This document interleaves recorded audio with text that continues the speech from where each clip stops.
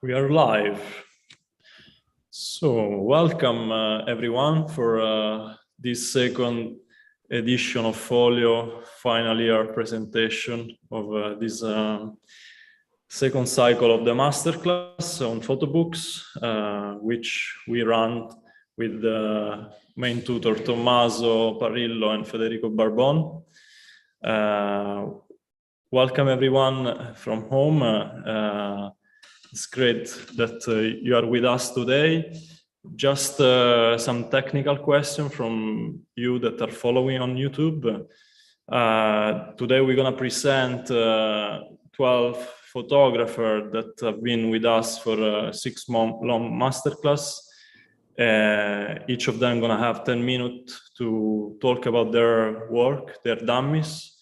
You are free to ask them any question by using the chat you're going to find in the YouTube panel. And I can ask them back if you have any curiosity on anything related to their work. I'm Rocco from PhMuseum, the curator, and with me is Giuseppe Olivero, which is the founder. We are ready to start, and thank you for being with us. Giuseppe, you want to say something? Yeah, I want to say it's Oliverio. It's 5 years that we work together with Rocco, but it's like Olive, like olive, and Rio, like Rio de Janeiro. Joking apart, it's let's talk a bit so that everybody can join us live. I just wish to thanks all the photographers that took part in this second edition of the masterclass. It's something that we start taking for granted now that like people gather together and study online, while I still see this as something quite unique and pioneeristic, if you say so in English. It requires a lot of effort, a lot of concentration, and it also like I think grants beautiful moments because you can work with people from everywhere in the world. So I hope you enjoyed this, and thanks for joining our program. And thanks to Tommaso, thanks to Federico for all the work you've done with them. Tommaso and Federico are the two main tutors, and thank you, Rocco, because as a coordinator, I think you've been more than that from what I've been following, and like a third voice, let's say. So I hope like you will stay with us from until the end of this presentation, because it's just 10 minutes per work, and each work is a story, is the effort of many months, and each work will soon become a dummy. These are dummy we made last year that are here in our library, and that you will be able to see at PhMuseum Days. That is the coming edition, the second edition of our festival in Bologna in September. And of course, one of the work will be selected as the recipient of the Photobook prize offered together with the Witty Books. So at the end of today, we will discover which work will be published and become a book of 500 copies within the... And follow Riccardo Svelto. But last year winner. So, Tommaso, if you want to say something very briefly, and Federico, that's the moment. Yeah, just very briefly, just to say that it was an amazing journey. That last years I developed this new way for me to make education, and this was very challenging because, of course, working with image books in video call, was a very different way for me, but was really interesting, and permit me to discover some beautiful person and beautiful new work from all around the world. But I have to say thank you to Rocco and Giuseppe and all PhMuseum staff to develop right up this this masterclass, because for me it was very, very interesting. And yes, just good luck for all the participants, and yeah, see you in the end of the days. But of course, during the every project, I would like to make some question to you, but I will say something also in the end to say thank you again. So good luck and see you later. And I would like to add something also, and thank you, Giuseppe and Rocco, to be part also of this, because you are such a great person and you are always involved with us to do this kind of beautiful workshop with the students from all around the world. And I'm quite happy to always meet new people and also discover new works of young photographers. And so it was such a really interesting here, and I'm quite happy about all the results. But I leave the word to the first of the students. Thank you so much. Grazie Fede, grazie Tommy. Thank you guys. And let's start. Let's start with the first participant, which I invite to share her screen, is Nashra Omar, which is a multimedia artist based in New York. So please go, Nashra. Cool, thanks, Rocco. Hi, everyone. I know we're all acquainted via Folio, but just in case there's any new folks joining, yeah, I'm Nasrah, and my pronouns are she, her. And then let me just share my screen. Okay, let's see. Give me 1 second. Okay, share. You can all see, right? Okay, great. So yeah, the title of my book is Enclaves. These are actually some potential mock-up covers I've designed on my own in like the last few weeks. But yeah, hopefully like this month, I'm like hoping to really like finesse it. And like, yeah, just like work alongside like a graphic designer. But yeah, I just wanted to show you, this was like one of the first mock-ups I did, and I'll talk a bit more about the project, but yeah, I just thought I'd like start with like some of the ideas I've been mulling over, and like, I just wanted to share like one of the other ideas I've been thinking about is doing a lenticular cover. And if anyone's not familiar, I have like a really great example here. I don't know if you can see, but yeah. So I'll dive a little bit more into the project. So enclaves or enclaves are defined as territory within or surrounded by a larger territory with distinct pockets. Essentially like a place or group that is different in character from those that envelop it. But I'm actually more interested in recontextualizing this concept and basically cultivating enclaves as a form of world building.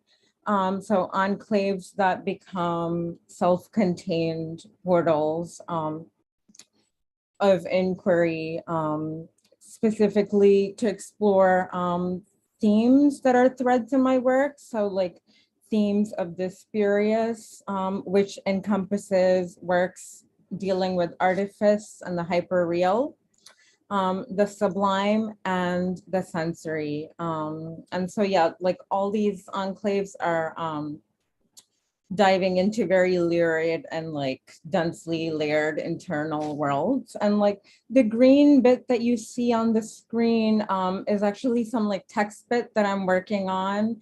Again, it's been really hard to just like churn out things in one sitting, especially with like pandemic brain fog. So I've just been like perseverating over a lot of ideas, but I am working on the text bit. So yeah, hopefully I can finalize these essays through the course of June. And like for the green section, I was actually thinking of doing like a sub enclave, like a little booklet that's embedded into this book, into like the first chapter that gives basically like a preview, like a primer of like what's to come. And so some of the other things I want to do that I've just like started dabbling into are also embedding AR technology into some of the works. So like the book can be expanded into like a mixed reality setting. And I know like it sounds gimmicky, but it's actually integral to the narratives like that I'm exploring, and like sort of being enmeshed in this like immersive nature of the book. I think like it's like a really good tool, and it has like a lot of immediacy and impact. And so yeah, this is all work from a body of work called Proteus Effect.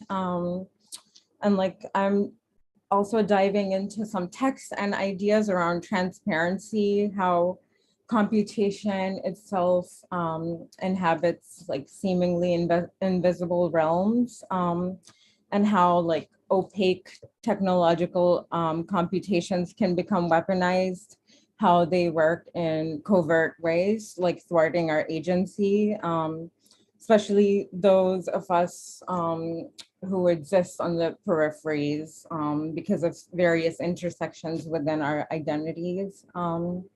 And so some of the ideas the series also explores is around invisible biases that are embedded in code, which otherize. And so the undercurrent that's really running throughout the book is exploring how both analog and digital spaces can be made into like avenues for metamorphosis. And like that's whether it's done by reconvening with ancestral wisdom or technomancy or ritual or like manufacturing worlds, or just, you know, like ways of like subverting oppressive tropes. And like my lived experience is like very important too, because that definitely informs my work. Just like growing up on the internet, being like a part of the South Asian diaspora, and also like having roots in the UK and the US, and like having like a very syncretic approach to belief. And like throughout my work, I sort of explored these like intersections of like fluid identities. And yeah, like throughout the book too, I'm grappling with questions on how like world building can provide new forms of transcendent experience, exploring like pathways to building agency, and sort of like conducting like a media seance, and like exploring facets like of the digital self, like navigating this like very malleable identity, and also like being very cognizant of and critical of like power structures that are encoded within technology that's like very pervasive. Yeah, and I guess another thread that like synthesizes the work is also material culture, which is very integral to my practice. So especially like objects that are like tethered to rituals that become the grounding force, like interlinking layered experiences, and like some also like some recurring themes in my work that I explore are also like a critique of consumer culture, an exploration of consumption through building very like lurid, anxiety-laden tableaus, interplay of the real, the artificial, and hyper real, and of course there's always an element of the fantastical. So the element of color is also really integral to my practice. It's like very significant. I often think about like the mutable like cultural meanings and like the indoctrination it has on our collective psyches, and like how color can be employed to convey the sublime, how it can be like versed in the enticing language of commerce, but also like be extracted from that to sort of lay it bare and contaminate. And I think like the book form really lends itself to that kind of experimentation. And yeah, like throughout the book, I'm also interested in exploring the concept of re-enchantment, like through the otherworldly and fantastical, how to attempt to like visualize something that's like ineffable and like uncanny. And like also like thinking about this like digital like ether being intangible. This is a really interesting image because while making it, I was also like thinking of like the concept of like pareidolia and like how we're like biologically programmed to like look for faces, and like relating that to like the other work I've been doing with like facial mapping and like gradations. Yeah, and like also I guess I'm interested in like digitally revisiting like early photographic impulses, like which is like an impetus to like explore the spectral, like these imperceptible realms. You know, it's like building this whole like firmament that's like visible, but also like filled with artifice. Yeah, and it's just like constantly evolving. I feel like the book, it's like itself has like become like an organism, and like it's like also evolving the work as like I sequence, and like it's been like a really fun process actually. But yeah, like I definitely want this book to exist as like a portal. And like one of the other things I definitely want to do is have it leading to a website that's also like an embodiment of the book. So it'll be like an expansive like digital sphere that like supplements the book. And like also using AR, just like dissolving and like collapsing like the boundaries like further. And like the website, I'd like to continue updating with like writing around like themes of regeneration, decolonizing wellness, like ancestral teachings, and just like digital identity. And then I just want it all to like exist simultaneously in like a digital garden of sorts. Yeah, this is an assortment of some very recent work. And yeah, like these, like, so the images with the hands too, I want them to have like an AR component. But yeah, it's in its early stages. But yeah, I feel like that's like a pretty good primer for what's to come. But yeah, like I said, I have a lot more like text to add, and there's quite a few images too. So it's nowhere near ready. But yeah, that is basically a primer. Thank you for sharing, Nashra. Thank you, and for being the first as well. I have one question, if I may. How do you think you resolved this? You're speaking about all this digital aspect of the work. How did them translate to a physical form of a book? How do you think you resolve this passage between what is born to be digital that become physical? Yeah.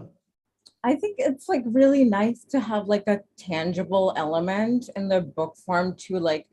Yeah, I feel like in the same way that AR has immediacy, like I feel like the tactility of the book is like just like unparalleled. And I think building on top of that tactility with AR is like really interesting, especially circling back to like the narratives exploring that I'm sort of like diving into the book. But yeah, to have that tactility is like really important because then the book like becomes like this like self-contained enclave that has these like digital portals embedded within it. But I do think it like mediates it in like a really like not streamlined way, but it makes it like very like tangible and like tactile. And I think that's really important to have because then it's like a pathway and like it can lead to like various pathways. And that's why like I sort of deviated away from being very linear with my narratives because I just wanted to be more like circular and like cyclical. But I do think it's like a really good avenue, like a book form, like because it lends itself to all kinds of experimentation, and it's just been a really exciting process. Yeah, I don't know if I went off on a wild tangent. It's okay. It's okay. It's still a very ongoing process. So, thank you very much. Thanks. So the next up is Luca Iovino, an Italian photographer, which is going to present his project. Yeah. Hi, everybody. Let me share the screen.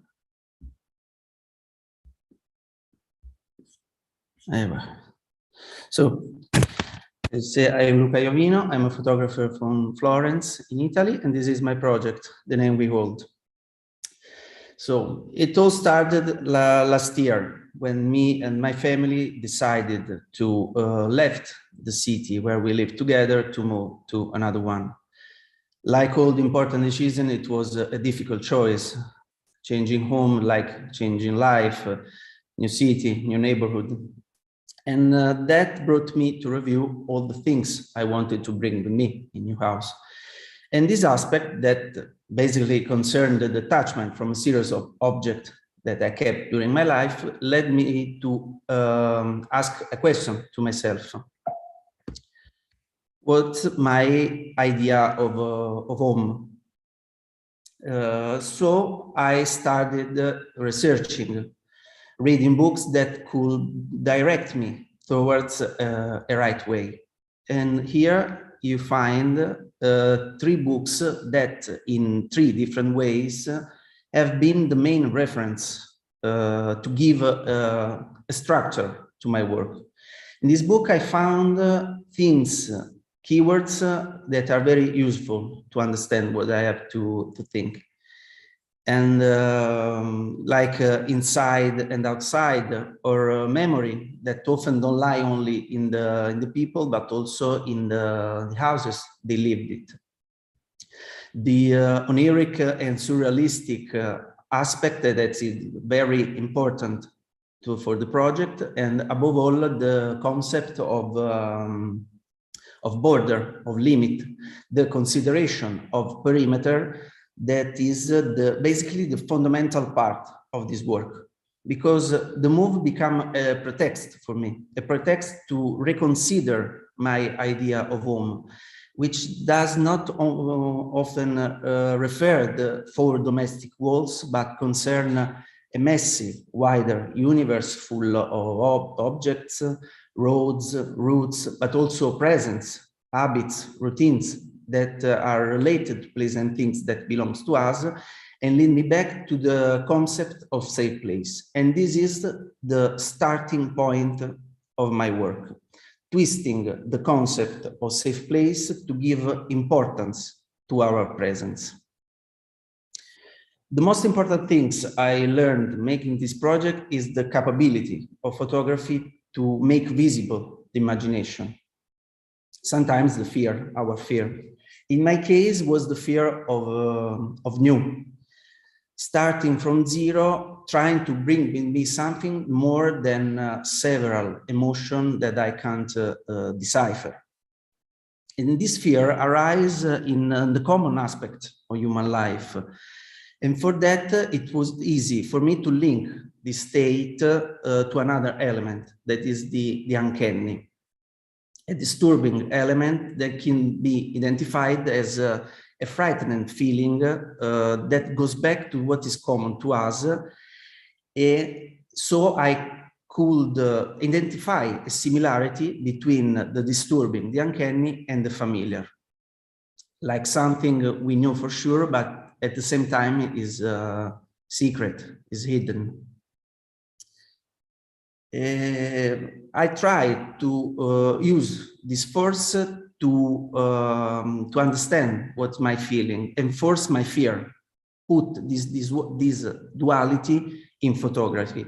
Because if I think about the fear of changing, I have also to think about the beauty of the news, the beauty of changing, the possibility to open new world, test me, and trying to not forget what the things I hold. So in this way, I start shooting, making an important sequence. And so let me show you the sequence of the book, because I start shooting, making the sequence in as if I wanted to rebuild my house from the basement, and slowly increase the narration, introducing something that represents the house and the family, my family who lives in it, to arrive to a total reconstruction of the house, but not in a temporal line. Instead, I try to follow a rhythm dictated by sensation of time, when you feel that something is closer to you or not, depending on the moment. In these images, I hope you can see my will to put in the images the object also in his familiar way, like a watch or an hanging object that are completely deconstruct his function and try to create a new understanding. Because for me, coming in new house, put into question myself. My present become a codifier, always on the border between inside and outside. And the perimeter I try to use to trace the border of my house is like a measuring language that helps me to revise my idea of family and rebuild the house pieces by pieces and change the shape of the object, deconstruct them and try to align my vision towards different horizon. Home, in this way, become for me a shared content that push me outside, not only outside the house, but also outside of me, my shell, try to search new familiar place and give a real importance to our name. I put some information, I could make some information about the dummy I would like to print, that is 16 by 23 centimeter with 110 pages and 56 photographs. I would like to make a Swiss binding for a better view of the full bleed pages, like one, like that. And at the end of the book, I put a text written for me by Luca Vicenzi, that one of the author I mentioned before. In this say, I think he made a good point saying that people are devices that light up on their own and places reflect their light. So in conclusion, I would like to say that for me, it was important to put a kind of love for me, because all this love, I would never realize that rhyme with something that is something that's like unsaid, completely misunderstood, or not until I understood what is really important to me, what I really loving it. That is deep down the same time as something I have to live it. So the name will take the shape of an amulet that overcome the difficulties and carry the weight of my decisions. And this, for me, is really the key feature to understand this visual narration that talks about possession, of course, but also talks about existence, and a fragile, a proud existence, a different path to understand our relationships and new encounter with new words. So, thank you.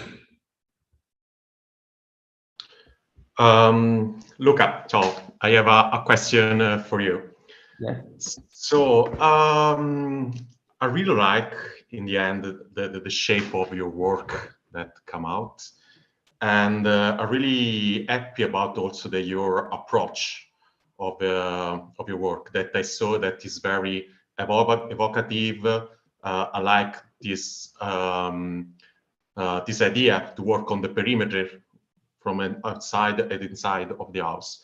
My question is for you is, if since the beginning you think that this approach is the right one for this project, or you arrive after, I don't know, your reading of the book, that the lecture book that you saw, some influence, something that you realize during the work of also in the Steel Masterclass. I'm really curious to know if this is your modus operandi since of the beginning, or changed a bit during in the next month, in the last months. Sorry. I think I changed the shape of my thought about this project every 2 months during also, of course, during the folio, because I started this project in a really different way, where, for example, the outside images, the external images are very important, and then think about talking with you, with Rocco, with Federico, and then I realized, and also with all you guys, I realized that the important things are more inside of me than outside. So I try to make a good balance between inside and outside. That is came up with a long brainstorming with me, and a lot of things I learned during this month. So it started in a way, it changed in the other way. And I think it was like also when you change something, when you start from zero something, you have an idea, and then life and expectation and your strengths helps you to really define the shape of what is your life. So it changed a lot from the beginning. Yeah, I saw, and for this reason I asked you, but I was very curious to hear by your mouth, because in the last PDF I saw that finally all the images that you take are really thinking about for this this approach. So, and I can see it. So for the reason I would like to ask you this stuff. Yeah. So thanks, Luca. Thank you. Thank you, Luca. Congrats. Thank you, Tommaso, for This question also, Luca had, if I can say, Luca had a baby during the masterclass, so I think also that helped the change and the making of the book, and yeah, it was quite a unique experience. So thank you, Luca. Congrats. Next one is Nicole Schwartz, an American photographer based in US, and she will present her very personal research. Thanks, Rocco. All good with the screen? Yep. Okay. Hi, everyone. My name is Nicole Schwartz, and my project is titled 4 Eggs and a Hummingbird. As Rocco said, this project is deeply personal to me, and it began in 2015 while I was in graduate school. And this year, marking 7 years later, I finally concluded this project during my time in Folio. Before diving into the photographs and into the project, I wanted to discuss where I grew up, because the work is directly linked to this place. I'm from the Pine Barrens of New Jersey, and I lived there since I was born until 2015. The Pine Barrens are located in the southern part of the state of New Jersey and are largely unknown when someone thinks of New Jersey. And they are also heavily forested, so it's a rural area. And this area, on top of all of that, is shrouded in mystery and full of folklore. The isolation of this area truly informed the closeness that I share with my family. The image that you see on screen is the plot of land where my parents constructed our family home. The home was completed on the day that I was born, which caused my father to miss my birth by a few minutes because he was putting the title on our family name. And because of this story, I always grew up feeling like I had this special connection to the house. And a large part of me still believes I have that connection today. For me, photography has always been closely linked to family. And that's largely in part because my grandfather taught me how to use a camera at a very young age. And in a lot of ways, he became my first photographic mentor. But he died suddenly of an aneurysm when I was 14 years old. And it was the first time in my life that I experienced a loss. And I'm not sure why, but I photographed at his funeral. And I found that through the act of taking pictures, I was processing the loss in an entirely different way. Photography truly became a way for me to heal. And I didn't know that this would be a concept that I would return to, but I did for my project, 4 Eggs and a Hummingbird. I'll now move through the sequence of the book as I discuss the work in more detail. As I previously mentioned, I'm very close with my family, and I believe that I'm truly privileged to share that closeness with them. Our closeness comes from a unique experience of sharing a space together. I lived at home through the majority of my life until I moved to attend graduate school, which was 5 hours away. And it was only when I left my family home that I realized the protective mental block that home provided for me. Events that occurred outside of the home and family unit began to invade my daily thoughts more vividly. Due to this, and also being 5 hours away, I began to photograph as a response to this disruption. And within the work, I'm using photography to talk about memory.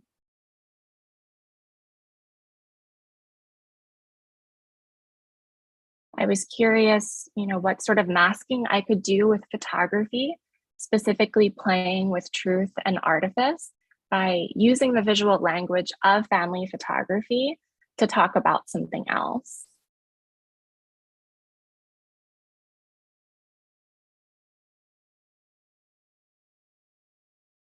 During the process, I became flooded with a multitude of memories through the acts of reimagining and photographing.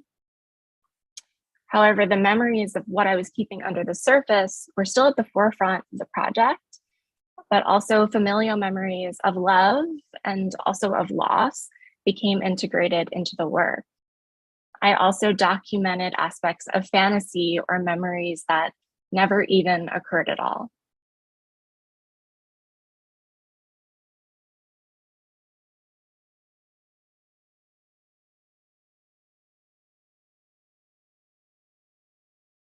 The images themselves are depicted through various subjects, but circle around my family members and myself as the characters, as well as the home and the pine barrens also serving as characters in the work.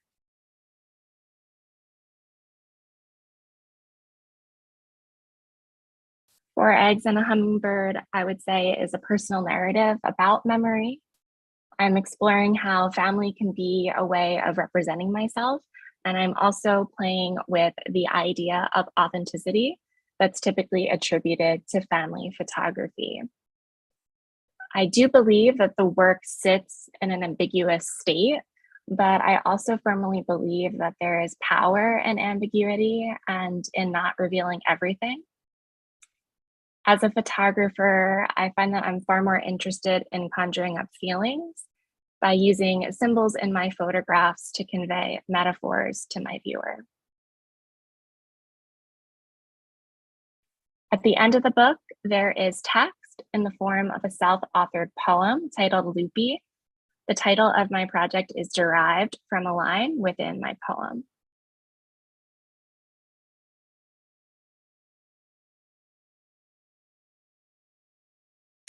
To end, here is a mock-up of my book dummy.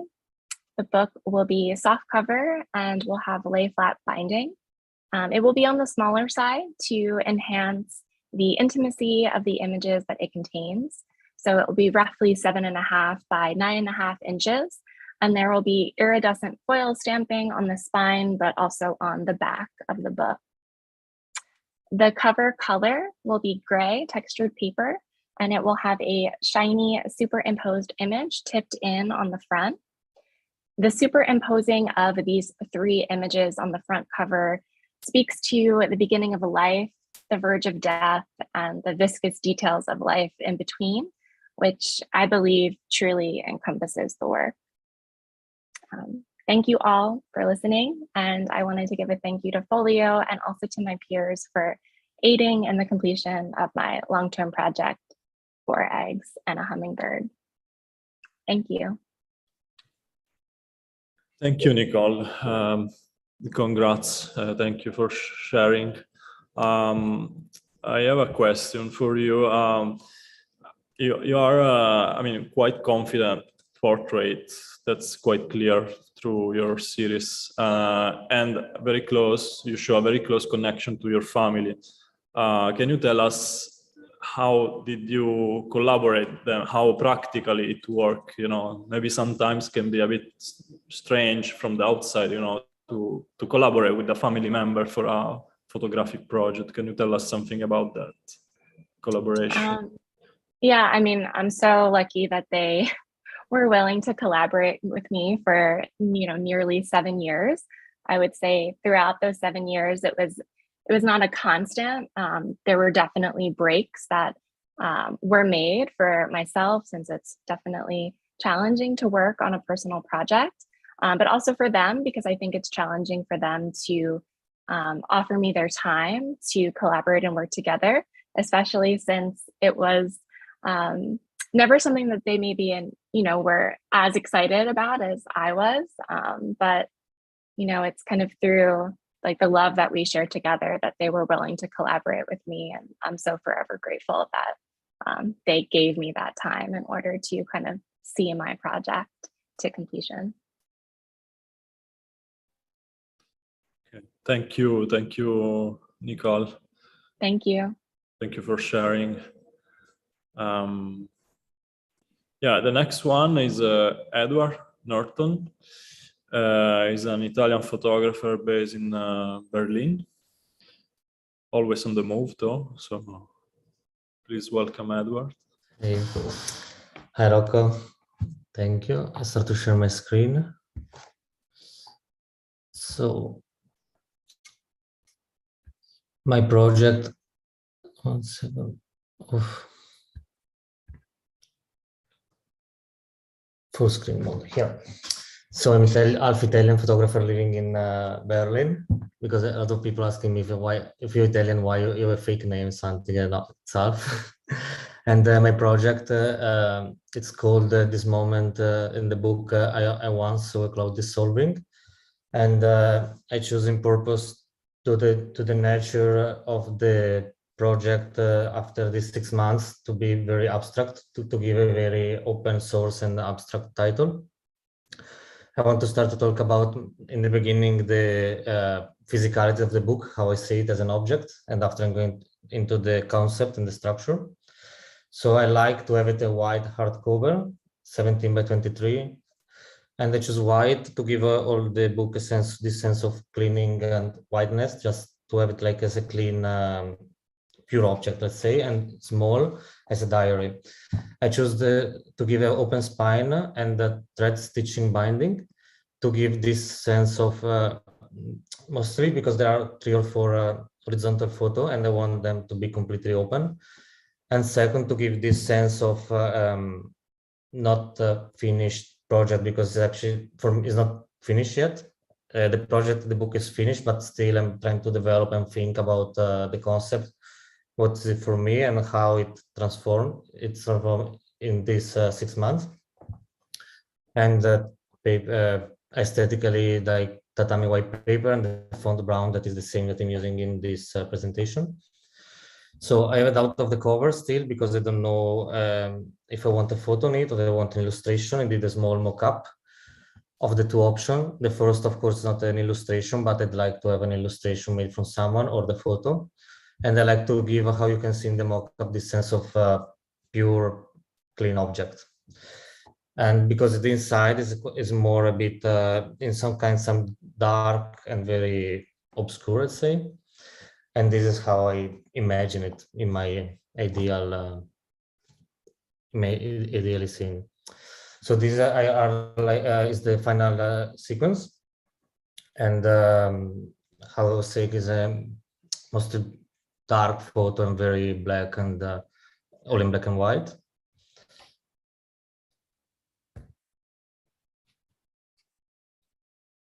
And this is not final. I need to reshoot some of the photo. I want to have it better, in a better way, the same photo. So as you can see, there are in the photo many recurrent elements, and one of those are the flower and part of the human body, and I will explain later why. So the project was born, let's say, in a completely different way. And when I applied for this masterclass, I had a different name that was Vertigo, and that was a very primordial project and very primordial part of what is it now. And after it started to become in another way that for me was called unsubstantial, that giving I choose to don't give my personal definition of these 2 concepts, but just to give a scientific and dictionary one. Like vertigo is unpleasant, is the sensation of movement or spinning that can give from anxiety, for example. And unsubstantial that means lacking form, strength, and solidity. And there is like the sentence insubstantial as a dream. I still don't know how to pronounce it properly. And these are 2 kind of, let's say, how aesthetically I represent these 2 feelings. And the first one on the left of the bird is a vertigo, and the other one is more insubstantial. And I say that the project now is not even one or the other one. It's transformed into something else that is the final project that I'm presenting now, because I start to move the perception that I had and of this project into something different, because more I was working on it, more I was noticing something that I didn't do on purpose, but was there and was clearly made by me, but I didn't make it. So I had this feeling, this weird feeling of not me creating the book, but the book creating itself through me. And that's why also talking about the concept, I choose to give an abstract name because it became an abstract project. And I choose to, that it try to represent who am I, or who I'm trying to discover who I am through this book.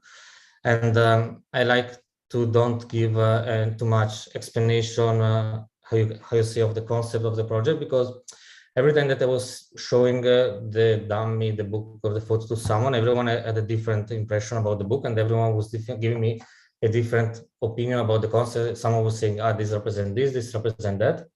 And I really like how there was this openness about the concept, and everyone that was looking at it had a different view in base of who was this person, who was the background, or like a different person was giving always a different complete opinion, what was the concept for them. And that's what I really like, and that's what I want to transmit with the book. That's why I choose to don't put any text inside of the book, but just accompany it like with a briefly explanation how it was born.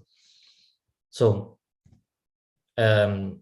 talking about the structure, I choose in the book to create this metaphorical path into the book through different elements. And one element, and you can see I try to create this kind of a path that go up, and it's kind of with a guidance. And I'm with a bit of how you say inspired from Dante Alighieri and this kind of the path that he made, because I'm a very fan of the Divina Commedia. And it's going this is like in the beginning of the book, this is like in the middle, and it's finishing on the last part. There is this going up till you don't see what's down anymore, and it's very blurry, and you're right up, and the only thing that you can see is what's above you. And that's like the primary structure of the book. It is upon how I start to build everything else. And how I say before, there is I create this duality between the flower and the human body and the representation of it, because how I say the flower, despite its perfection, lacks a quality that is the permanence. A flower can be beautiful for a certain time, it can be a good smell a certain time, but especially if you don't take care, it starts just to die. And even if you can take all the care that you want in the world, it's gonna die, because that's the nature of it.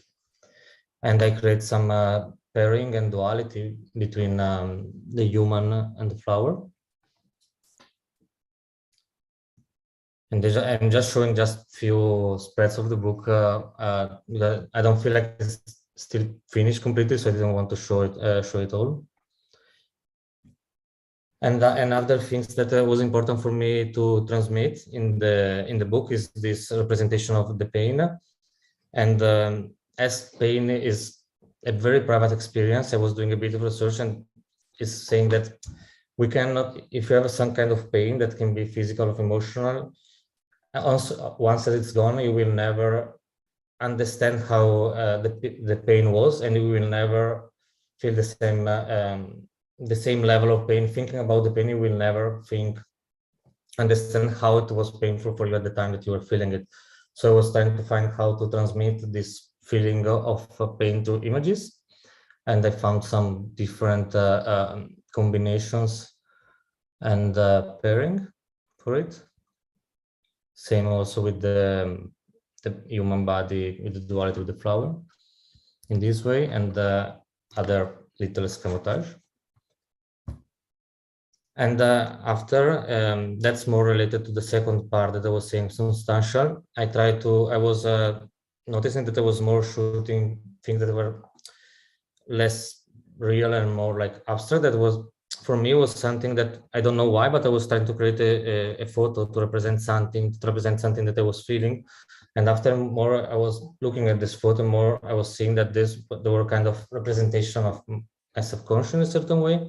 So I try to call this a stream of subconscious experience. The experience that I had in my subconscious represented in a photographical way. It's very abstract now, this part, so I don't know if it's clear.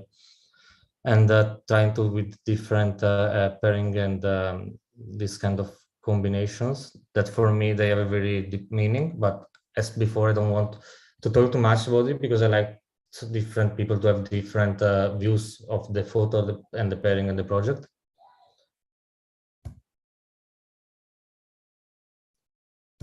And that is, I like to, one of my references books is like, of course, coming from Carl Jung and Camus and Sartre and other philosopher, but one sentence that is represent the conclusion for me of the book is this from Albert Camus from the book The Fall. And that is, and thank you to everyone who helped me in the last months to make this book and to make it real, because it was completely different, and now it's really how I want it and how I feel it for me. There is also your name, Rocco, somewhere. Grazie, Ed. Thank you. Thank you, Edward. I have a question for you. Yeah. It's a question about the cover. Yes. So I saw, it's on my curiosity. I saw that the internal part of the book is really intense, really dark. Also, there are really full of image, really with this imagery very saturated. And my question is, why do you select a color image very peaceful, very with a different kind of intense? There is a particular meaning or just aesthetics? No, it's not just aesthetic, because aesthetically I'd like, maybe, as I told before, to take out the photo and talk with some illustrator to create an illustration of the same photo. It's colorful because it's also in this way, it's kind of represent this maybe duality that everyone has inside of itself. This can be inside very dark and outside it can be very clean, it's colorful, or can be the other way around.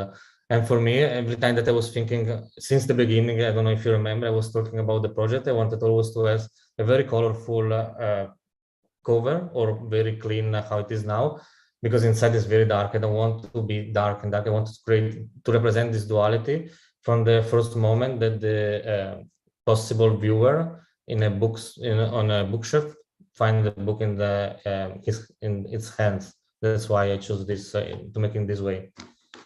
Yes, it's amazing because it's exactly when when I saw the book. I really love when a book have a different approach in the cover and a different one in the internal side. So it's very good to know. Thank you. Thank you. Thank you, Edward. Congrats. Thank you for sharing. Next one to present her work is Danit Ariel, an artist based in London. Welcome, Danit. Hey, everyone. Okay, I'm just going to share my screen. We cannot hear you very well. If you can speak louder a bit. Thank you. Can you hear me? Better, yeah. And can you see my screen? Yes. Okay, wonderful. So yeah, I'm gonna share with you today my project In the Light of the Moon, which has been on a roller coaster throughout Folio, but I think that means that I have learned a lot. So for that, yeah, I just really want to thank Rocco, Tommaso, Federico, and all my peers. The starting point, or like the foundational statement of this project for me, was that we all participate in gender and practices of gender, performances of gender. And like the question that I had that came with this statement was, if we all participate in it, why is the construct of gender only visible and tangible when we see gender nonconformity? And photographically, what I was like questioning or wondering is how can I, through photography, make the construct of gender visible or tangible? In my research, I came across a theory called predictive processing that kind of framed it in a very, just in a way that made all of this clear to me. So I'll briefly just explain. Essentially, the theory says that Each of us have a model that is built of our personal experiences, but also of societal norms that we soak up from our surroundings. One of the core pillars of our model in Western society is the gender binary. And then any input we receive, and input can be meeting someone. So that person that we're meeting, that kind of connection, goes first through our model before anything else. When the person that we're meeting fits our model, so like fits the normative understanding of gender in this example, it kind of like goes by without us noticing, and we just like interact, we move to the next part. But when we experience a predictive error, someone who doesn't exactly fit our model, suddenly the model becomes obvious to us. Okay, this is something or someone that doesn't exactly fit. What do I do next? The next step is something that here I'm calling the waiting game, not a term that I coined, but essentially the question is, do you give more weight to your model, or do you give more weight to your input or the person that's standing in front of you? And in this project, I would like to try and encourage people to give more weight to the input, to the person, and to practice empathy in that way. So the question that then followed is, how can I visualize the intangible construct of gender without using the symbols, the tangible symbols that make the topic of gender recognizable, that actually do limit what gender means for a lot of people. So how can I go about this? After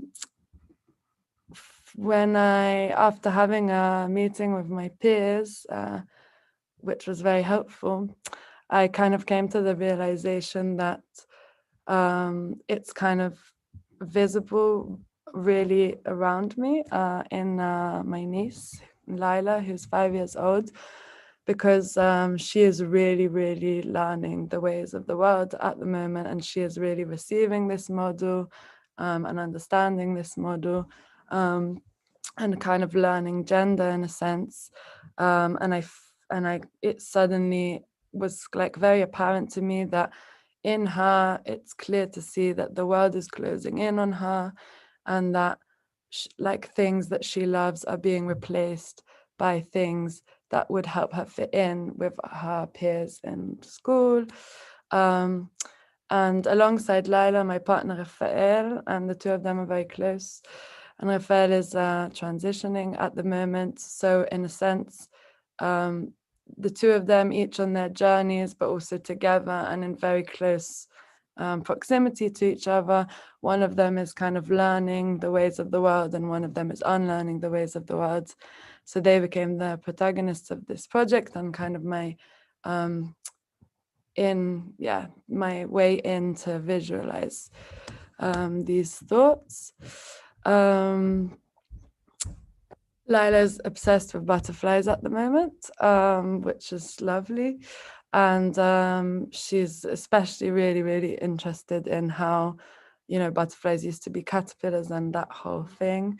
And she kind of, we just had a really cute moment on the beach one day where she was kind of like, oh my God, is Rafi a butterfly? Like, is that what like transitioning is? And I thought that was just like a really beautiful way, really beautiful, empathic, powerful way to speak about change and transformations, which like often is something that is frowned upon in our society, like going through changes. So butterflies became kind of like a way for me to conceptualize the work. And I looked into lots of different literature that speaks about butterflies. And obviously, because I was doing it with Lila, the very hungry caterpillar became kind of like the key reference.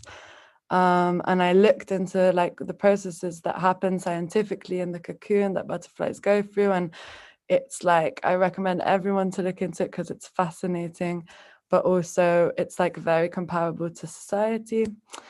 And the first sentence of the book, The Very Hungry Caterpillar, is in the light of the moon, a little egg lay on a leaf, which is where the title of the book comes from. And also I think that having that as a reference, The Very Hungry Caterpillar, kind of like it impacted visually, like as you can see in this spread, it impacted like my visual approach. And I think kind of using that reference, which is like a beloved childhood story that I think a lot of people know, to address a topic that maybe causes some tension or that is maybe marginalized. I felt like that was a good way to like allow for people to approach it with openness, approach the topic with openness. So yeah, throughout the book, there are three main types of images. There are what I call traces, which are like forms or shapes or imprints or things like this that are kind of trying to, that repeat in different ways in the form and are trying to kind of like give that notion of the model, you know, that it's like there, but it's not there, and is it there? And I felt like traces is a great way to explore that. There are, well, only in the middle spread and on the cover, I'll get to the cover in a bit, there are these like paintings of wings that are like kind of looking into, I mean, the variety of butterflies in the world, but also just something that I did with Lila and kind of a way to let her have agency in this book, in this project. And then there are the two protagonists that you see here. And yeah, I think I'm just gonna give a little glimpse into the sequence. For me, the project isn't resolved quite yet, but this is a little glimpse so that you get a sense of the, I don't know, I guess the atmosphere that I'm trying to go through for. Yeah.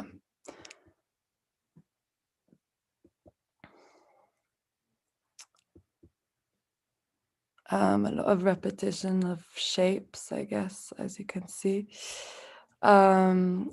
The dummy, this is like as followed by the expertise of Tommaso and Federico, so thank you, is going to be 21 centimeters by 25 centimeters, and the cover is going to be one of these paintings of the wings printed onto printed on plastic, so that you can see the title of the book coming through, which also, I don't know if people have an image of the physical book of The Very Hungry Caterpillar in their head, but there is like this play of like holes and seeing through the other pages. So it's another way to kind of reference that. I just wanted to say quickly that making this project has really challenged how I understand photography's role in societal discourses. Like, how can we, through visuals, kind of contribute to these discourses, but how can we do that without, again, like reiterating the normative understanding of marginalized topics or marginalized people? Like, often I feel in photography that symbols are used to make these topics visible, to make like gender visible. We use symbols and tokens and whatever. And then this project has really helped me understand how I can kind of move beyond representation and create something that is a bit deeper than just the outward image, or like not deeper, but more layered and more about the emotional experience, I suppose, and the expanse of it all. And yeah, I don't know how I am for time. I feel like I just like ran through that, but I want to finish with this text, or an extract of a text that has been like really, really key to the development of this project in the light of the moon. And I'll just read it. So, the child is made of 100. The child has 100 languages, 100 hands, 100 thoughts, 100 ways of thinking, of playing, of speaking. 100, always 100 ways of listening, of marveling, of loving, 100 joys for singing and understanding, 100 worlds to discover, 100 worlds to invent. The child has 100 languages and 100 more. But they tell the child to discover the world already there, and of the 100, they steal 99. And this is by, again, I'm gonna let the Italians say the name because I feel like I'm gonna butcher it. But yeah, that is it from me. Thank you for listening. Thank you, Danny, for introduce your project. I have a question for you. So I saw during our journey here that you changed your approach during the and I think finally take the right shape. I think the use of a very evocative approach of the places and the protagonists too is very well balanced. The question is, do you think that you missing something for the next months, or about not in terms of the picture, about in terms of the something layer to add, for example, something new, and if you are interested also to introduce the layer of the painting as at the cover inside the book, or just there? Thanks. Okay, I didn't understand the first question. I'm sorry, but I can answer the second. The first one or the second one?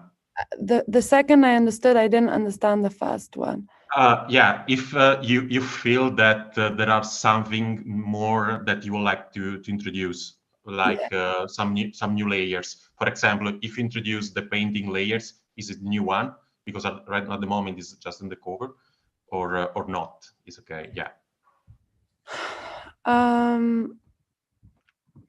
I mean, I feel similarly to Luca in that it just changes all the time, right? Because like you're so immersed in it, so I don't want to say 100% that, but this is it. Like, but I feel like you said, that this is the closest to being it that it has been, which is very exciting. In relation to the paintings, to be honest, I did imagine it mainly on the cover. Like we had a conversation of perhaps having like one spread in the middle of the book where the binding is with the painting, which I like that idea. But that's kind of where it's at. I don't really want there to be many of them in there because I don't think it's needed. I think that it's nice to have kind of, yeah, just a taste of it. Like it's kind of like a touch of Lila, first of all, like of the kid that is participating in this, kind of maybe her voice in all of this that is not, that is very emotional and kind of intuitive and playful. And that's kind of like the tone. But I don't think I want it to be, yeah, I don't think I want many more at all. Yeah, I hope that answers your question. Yeah, and I think it's more than okay, because of course I am into your vision that I think is it's well balanced, and I think in the end you find the right approach to balance all the layers and all the approach of the protagonist. So well done, and thanks for your project. Yeah, thank you. Well done, Danit. Congratulations. Happy to see a final form of the book. The next one is Marcel Top, multimedia artist based in London. Hi there. Do you hear me? Yeah, okay. Let me share my screen. Today, I will be talking about my project, Sarah Hodges. It's a project I did over the last 2 years. And I've always been looking, because it's such a big project, I always was thinking what would be the best way to present it, or how can I put the whole project in one. So I think before showing the book, I want to shortly explain the project so that you can understand the decisions I made. So who is Sarah Hodges? She started from when I studied how the police is surveying protests in the United States and how new technologies are helping governments to identify people through their social media account. And so Sarah Hodges is actually a search towards who is the perfect American in the side of a surveillance society. And so to create Sarah Hodges, I first started by collecting Instagram accounts that use the hashtag I love America. And through this hashtag, I tried to find accounts where people would express that they like and love their country. And so here you can see a picture of just like some of the Instagram accounts that I then selected to use to generate imagery. So the next step, once I found the data where I thought they would express their love for America, I had to create this person and this person's life. And so I collected from their Instagram all pictures of dogs, of cars, of sunset, of whatever I could find.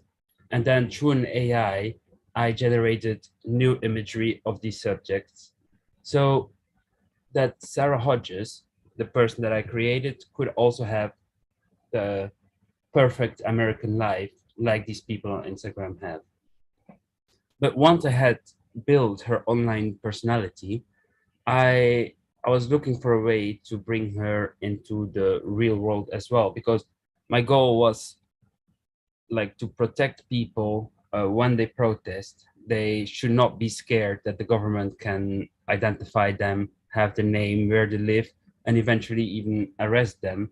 So I wanted to bring this online personality to the real world. And I did that through using the face of Sarah Hodges and recreating it in 3D.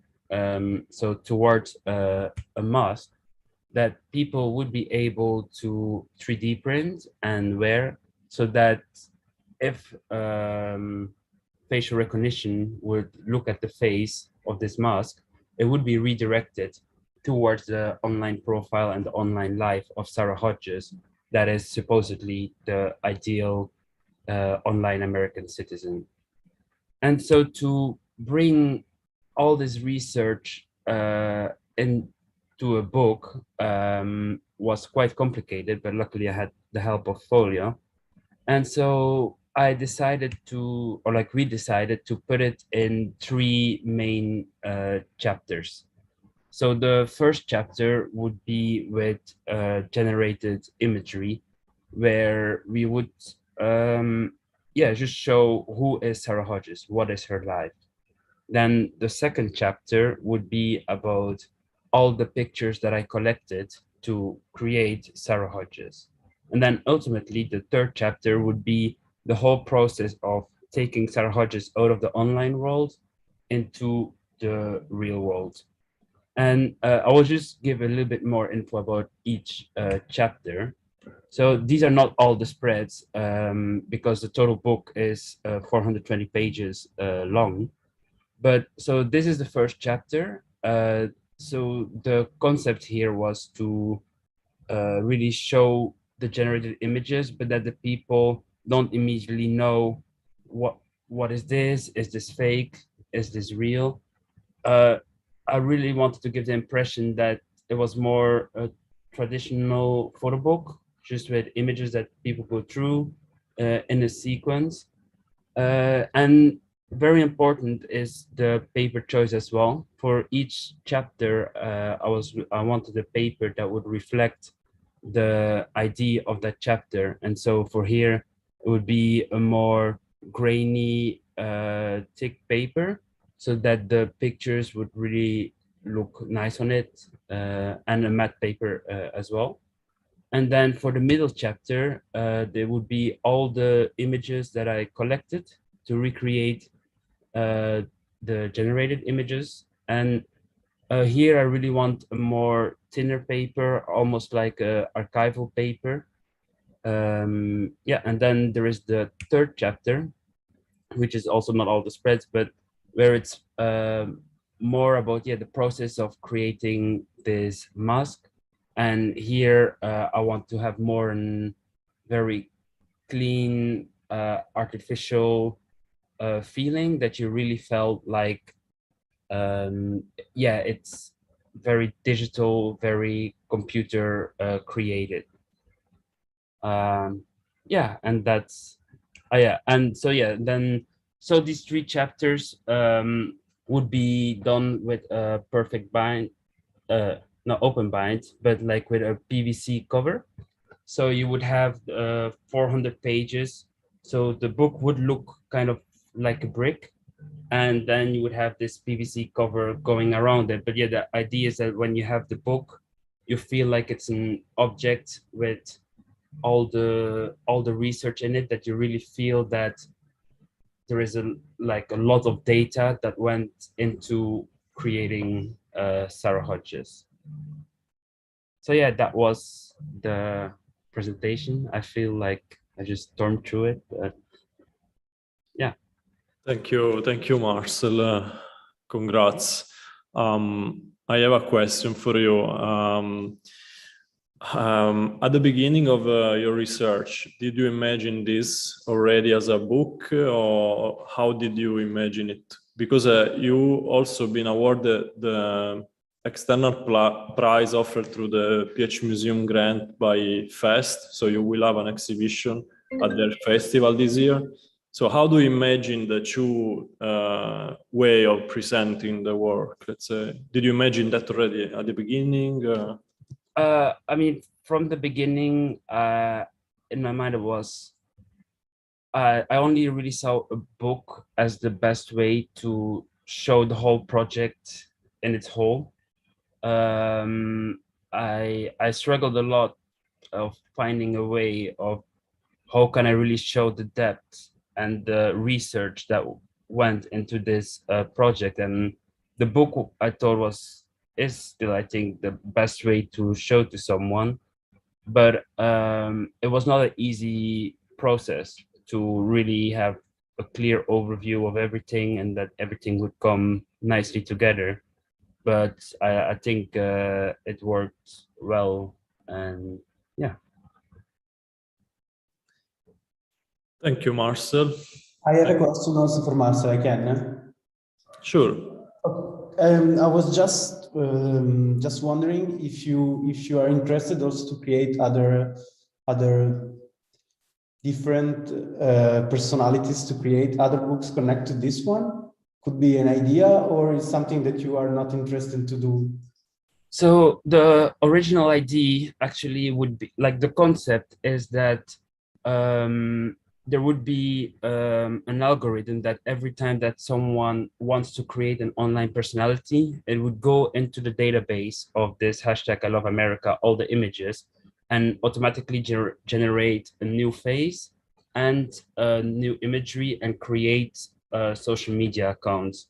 And through an algorithm, they would automatically convert the face, the picture, through a 3D mask that the person could have, so that every person that uses it would have a unique new social account that wouldn't raise any red flags through surveillance software. Of course, that is something that's very feasible to do, but I want to keep this project more as a thought process for people to think about what surveillance can do, because if you would implement it, it would be a whole range of ethical questions to be considered as well, because it can be used for good to evade surveillance, but it can also be used for bad. So it's more, I want more that people think with this project about the government now has this power, has this technology. What can we as people do to counter this power in case that the government wants to use it for bad purposes? Okay, thanks. Thank you, Marcel. The next one is Giulia Manelli, Italian photographer based in Tuscany. Hi, everybody.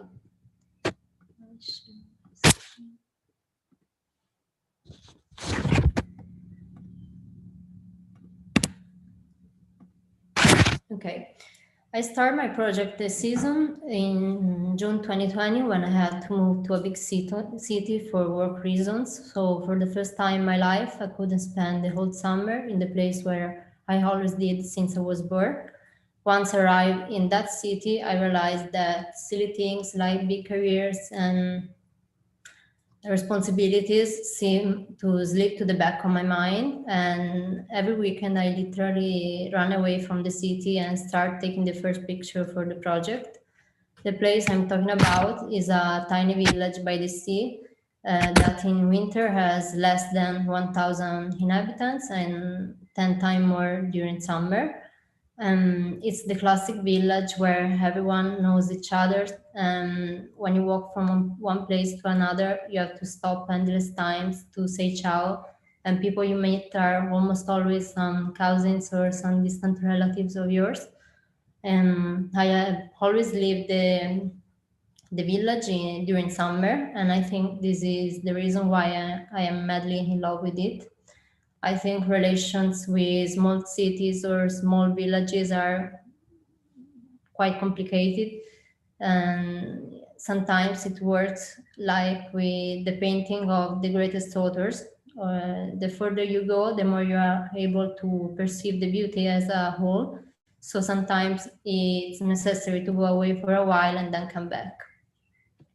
I think some places are meant to stay the same forever, and this is one of those. Indeed, this picture was taken by my great-great-grandfather in 1915, but I may have taken it yesterday. And this picture is not from the book. The picture in the book are taken by me, but I put it here just to let you understand that it's a very primordial and wild place that leaves no room for novelty or for new people, and everything is jealously guarded.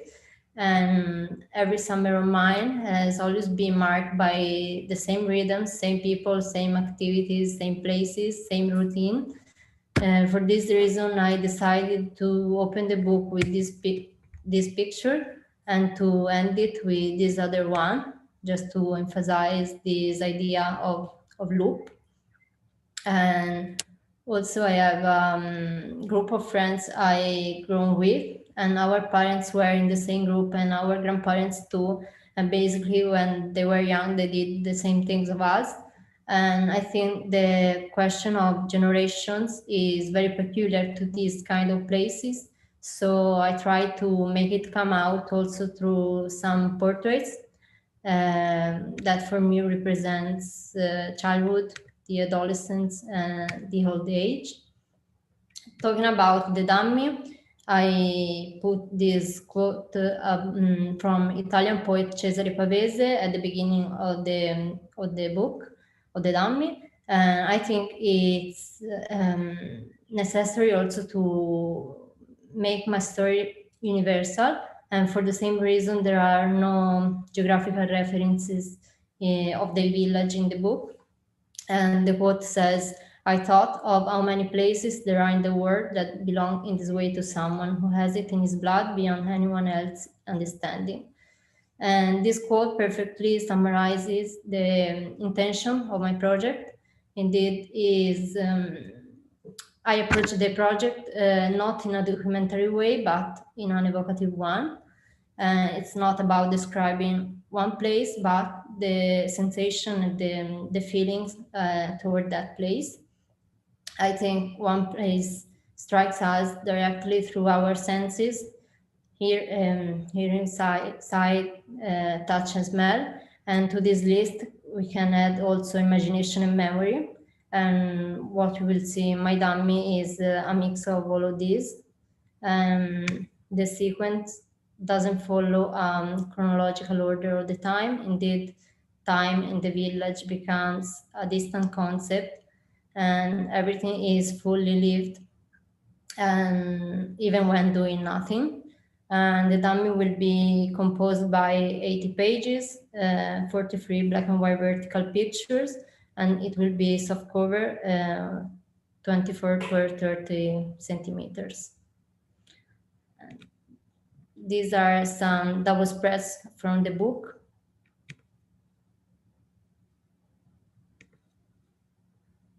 And these are some single pages, and it's not in, this is not the order of the sequence, it's just some of my favorites one.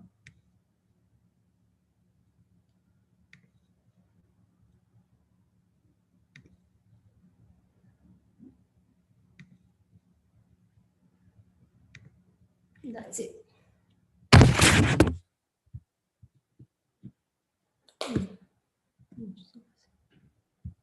Can you hear me?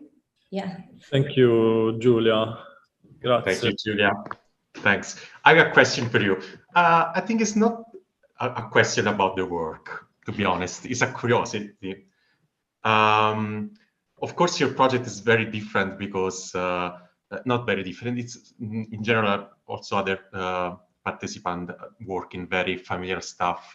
But since all the person are very close with you, are a member of the family, person that you know from a long time, I'm really curious if some of them saw the project and what they think about. Yeah, just a curiosity.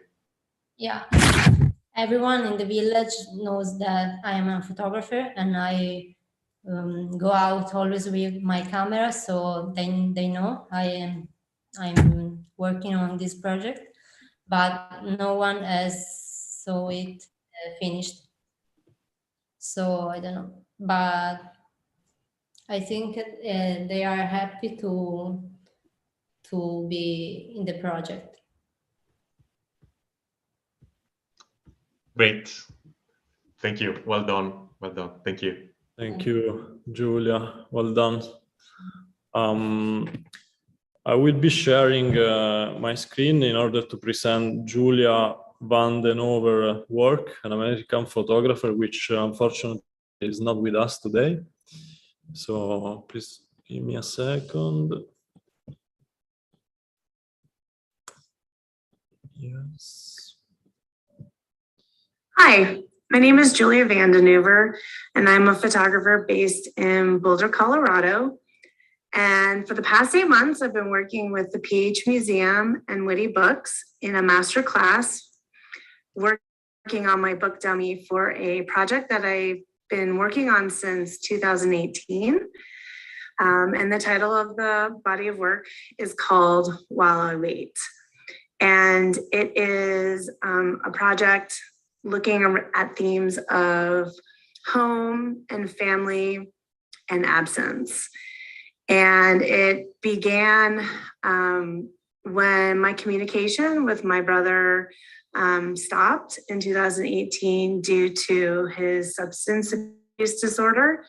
And he has disappeared. And I live every day not knowing if he is alive or dead.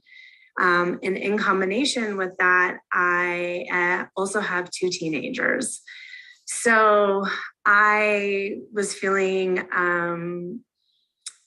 how to explore this as I'm raising teenagers, worried about their own drug issues. And as we know, we are in an opioid epidemic, as well as in our community in Colorado, there are a lot of fentanyl overdoses, and just feeling that that combination of wanting to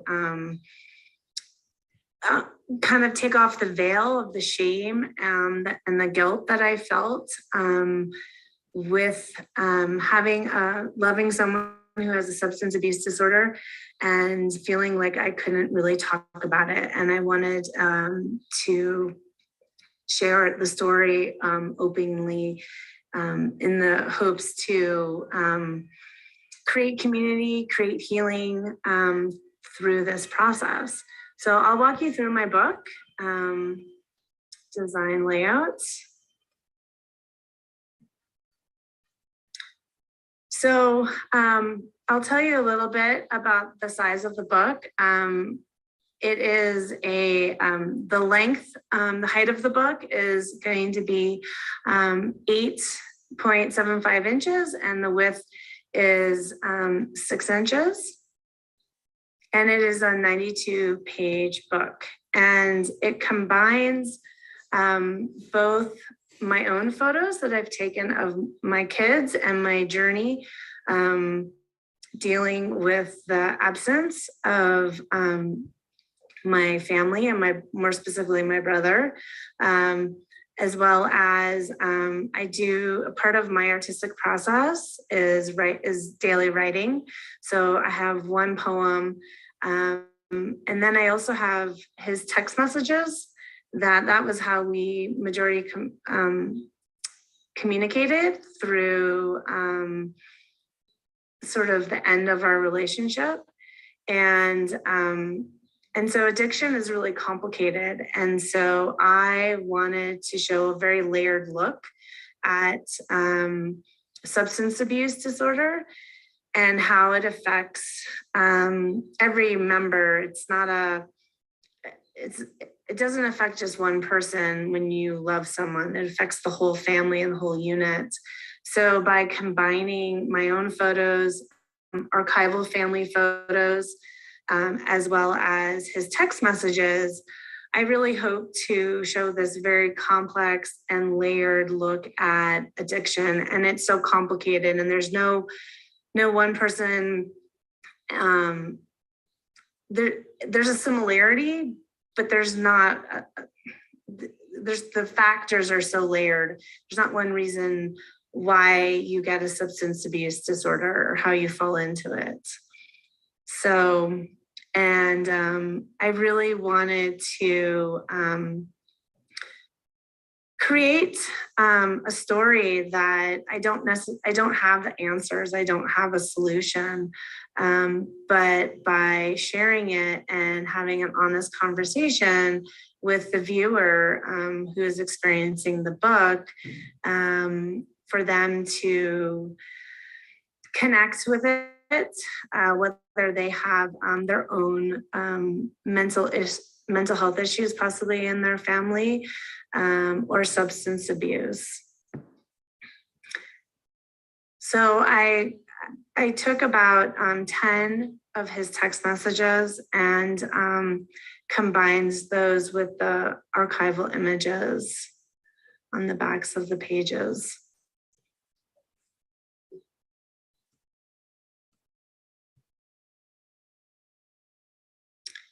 So I really wanted to take the workshop because I was feeling very confused on how to combine the different elements of the book. So it was really exciting to me to have the opportunity to take a workshop and work with a publisher such as Witty Books, as well as PhMuseum, and then and also the community of other photographers who were really instrumental in helping me flesh out the layout through conversations and meetings weekly. And yeah, I mean, it was just an amazing experience to be in conversation with a group who knew the body of work and could watch it evolve.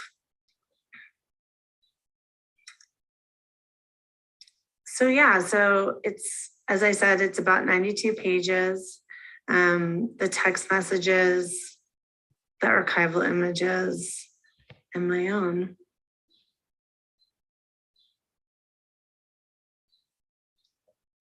So the goal of this is I hope that similar having an experience going through Al-Anon or AA where you know, you have a similar story and a similar experience and you share it, and in a space where you feel safe.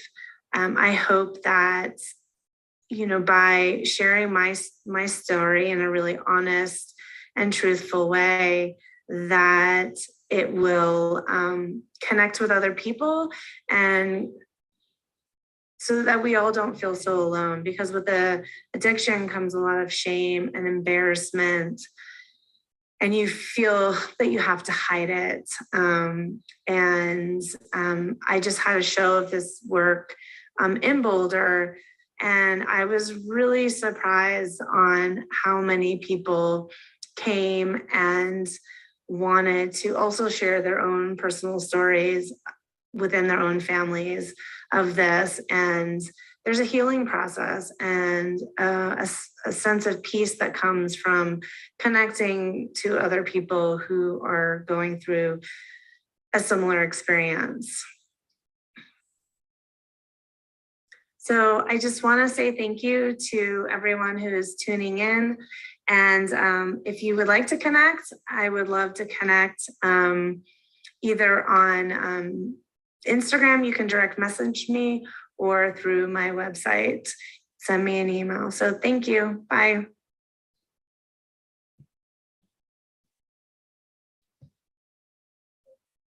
Thank you, Giulia. She's traveling from Mexico to US, so thank you for sending us the video. Yeah, the next one is Allan Salas, directly from Costa Rica. Hi, everyone. First of all, I really want to thank Rocco and Giuseppe, because without their support, I wouldn't be able to be here. And I'm really excited to share my project, The Rooted Heart Began to Change, because, well, some of you, well, all of you have seen it, and it has changed a lot since the last time I presented. So I'm really excited about this, and I will tell you a little bit about the backstory of this project. So a month after the death of my grandmother in December of 2020, my grandfather had a heart attack. And these were two really painful events that left a lot of questions regarding the uncertainties of existence and the fragility of the body, right? So in March of 2021, I decided to leave my home in San Jose and embark on a journey as a way of coping with all the feelings of sorrow and existential dread that I was feeling at the time. And in this journey, it was like an encounter with a really eerie landscape where I met different people. I met with animals, I met with places that felt as a reflection of what I was feeling and the dark place that I was at this time. This right here is a very important poem, The Wit by Elizabeth Bishop. This was the first poem I read the morning my grandmother passed away, and it guided me through making this body of work.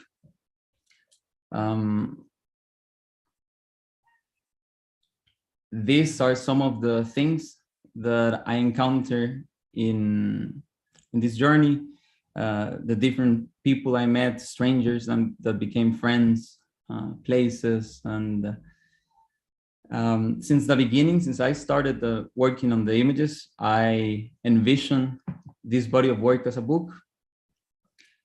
I then decided that I wanted to take only vertical photographs for this book.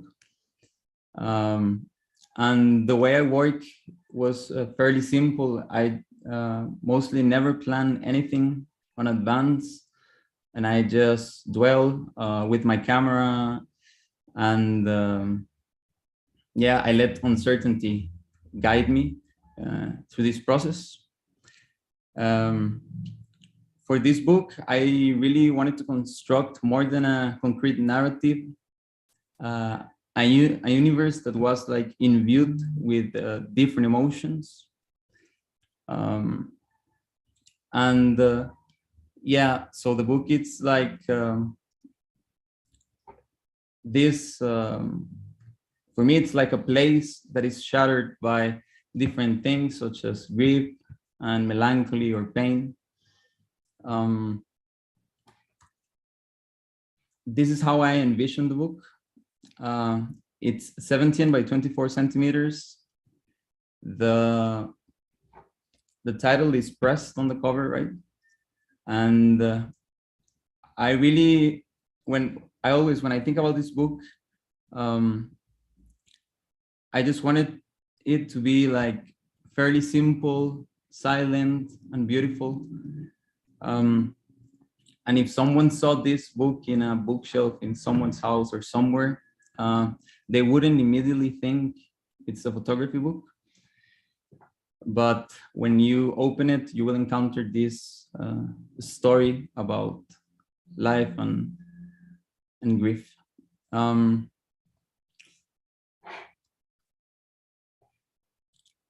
When you open the book, you encounter this first photograph. And this image, for me, represents a lot of the things that the book is about. You got the power of the waves, the roughness on this rock, the mystery of the cave and the flowers of this tree. And it's a picture that really reflects what the book is about. I will go through the sequence silently. I will just would like to say that for me, this project talks about different things like the body and the self, nature and nothingness, eternity and what's ephemeral.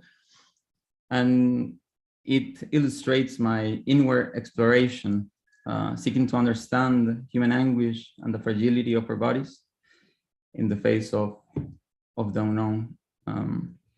After this first image, we go to the title of the book and my name. Then we have the poem by Elizabeth Bishop. And after this is where all the sequence starts. So I'll just go through it. If you have any questions, you can let me know.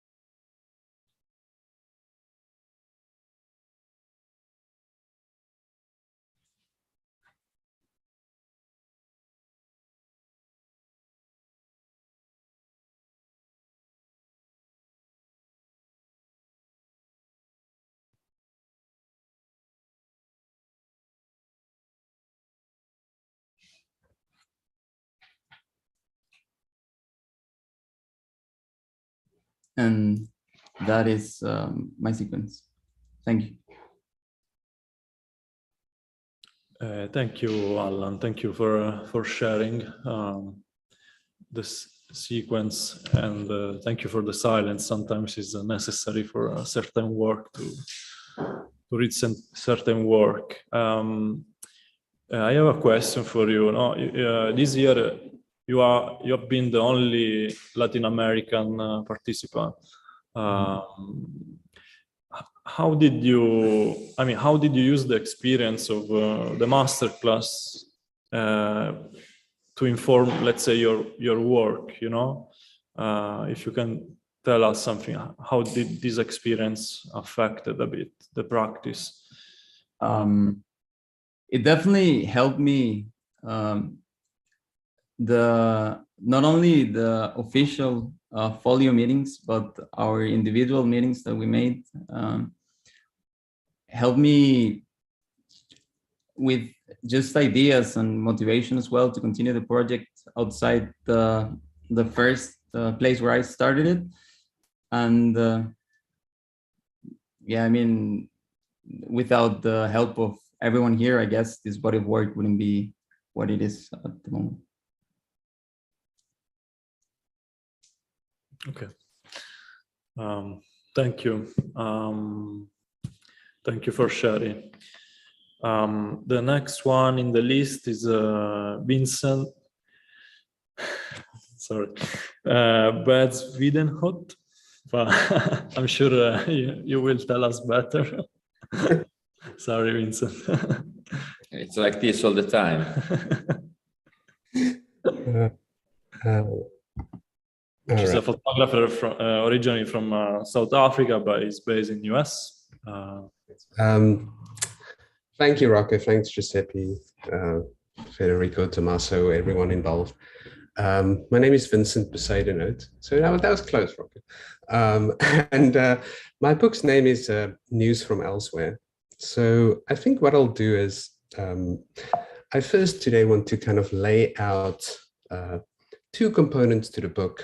The first is my photography, which consists of many landscape images I made in a small town where my parents retired in South Africa. And the second element of the book consists of film stills that I've appropriated from a cartoon that's of cultural significance in South Africa. So I think I'll first start with the cartoon. So in 1974, this cartoon came out in Japan. It's called Heidi Girl from the Alps. And it was soon translated into my native language, Afrikaans, and became a complete phenomenon in South Africa, of huge cultural significance now, probably only rival to its cult following in Japan. What is interesting about this cartoon is that it looks completely different from the original. I thought I would include a little comparison here for you. The one on the left is the original Japanese version, kind of bright primary colors, quite sharp line work. And then the one on the right is the South African version. It was really out of focus. It was soft, very muted colors of magentas and yellows. And this is the version that I grew up really from a very early age watching. And it was also my first introduction to landscape and to a genre of landscape. What's interesting about the cartoon is, of course, that it's a Japanese idealization of the Alps. And in the same way in South Africa, it functions as a way of an idealized European landscape, as opposed to the South African landscape. So while I talk about this, I will start going through the sequence of the book. This would be the opening of the end pages, kind of from the back cover onwards. So I started incorporating these film stills into my work.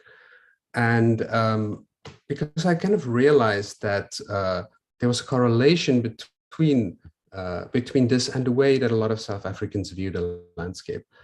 In terms of my photography, I started photographing in the small town where my parents retired. And this town used to function as really a beach town, a holiday town for the white population during apartheid.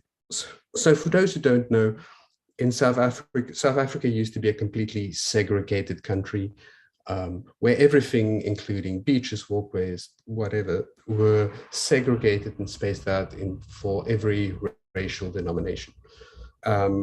So, of course, myself, I have a certain conflict with being an Afrikaner and being a South African at the same time, and making work about this landscape. I think maybe it's a good idea to mention a certain design element here. So you'll see with my photographs, we have kind of a white band running on the right-hand side. And then with the film stills, what I've done is I've kept part of the letterboxing from the original aspect ratio to create the black strip. So in this way, the photographs and the film stills work together to kind of form a certain key. It helps the viewer to kind of differentiate between the photographs and the film stills in a very clear way. In terms of my approach to landscape, interestingly enough, that's also really influenced by some Japanese practitioners. One person specifically is Masao Adachi, who made the documentary AKA Serial Killer. A lot of their work is what's considered today Fukeiron, or Japanese landscape theory. The idea behind it is, instead of, for instance, looking at the protagonist, in the case of that film, a killer, the film instead looks at landscapes, looks at the towns, the villages that this person lived in. And it asks the question, what did this landscape, constructed by certain powers, how did that contribute to the alienation of this killer? So I mentioned this because the way that I approach the South African landscape is really as a way of seeking evidence, perhaps even as a way of looking at the landscape as a crime scene. South Africa's landscape is incredibly politicized, and I have made work in the past looking at segregated spaces, looking at how the construct of segregation is inherent in this landscape, and also asking questions around whether it's even possible to change a landscape that has been constructed along these lines. I will just kind of quickly go through the rest. It's about equal amounts of film stills and photography. The idea behind the book format is I wanted to have a kind of a portrait book, but I wanted to have uncropped landscape images. So all the images in the book are double page full spread, including the film stills. The book is about 20 by 28 centimeters. I will show you the kind of the mock-up of the cover now. This is the last photograph in the series. Then goes on to a brief kind of overview of what I've just spoken about, what I've just raced through. And then there's an index. So with the index, all I can say about that is I wanted the index to function as almost a second viewing. So I cropped into images instead of having the whole image, cropped into certain details I was interested in. In terms of the titles, the film stills are titled after their Afrikaans names, which are also completely different from the Japanese version. And then this would be the last end page of the book, the right side of which will be on the back of the cover. Here's a mock-up of the book. I wanted it to be pretty traditional in a way. So it's a cloth-bound hardcover. The picture on the front is a picture of me at 5 years old, taken in an amusement park at a beach. It was one of my first experiences of photography that I remember. And of course, this was a recreational space that was only available to white people at the time. In terms of the spine, I have a debossed text, and quite small and unobtrusive. And I think I just want to say in conclusion, what was really helpful about this project was that the book allowed me to take the element of the film stills, which really only existed as process, and to combine them with the photographs in a cohesive way. So I view the book as really as the final iteration of the project. Having it in book form as opposed to an exhibition has allowed me to kind of create a different body of work than I originally intended, which I'm very thankful for. Yeah, that's it. Thank you very much, guys. Thank you very much, Vincent, and congratulations. I'm curious to know, let's say, what did you bring home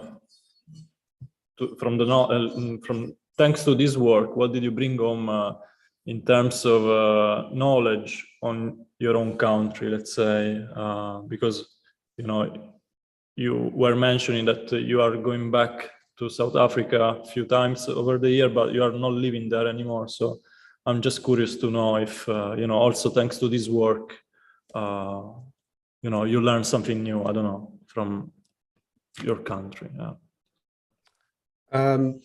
Well, I think you always learn something new in these processes. What's interesting about living in another country is whenever I return to South Africa, it's almost as if I can look at it in a new way every time I go. I think it's sometimes really helpful to have a certain, I guess you can call it a critical distance from being in a place and then returning to it over and over. This is the first time I've really made a project that's this kind of long term, mainly because I can only spend so much time there. So yeah, it's developed in a completely different way than I expected. Yeah. I hope that answers your question. Thank you, Vincent, for sharing the work. So the next one is Simone Padelli, Italian photographer, also from Tuscany. Hello, everyone.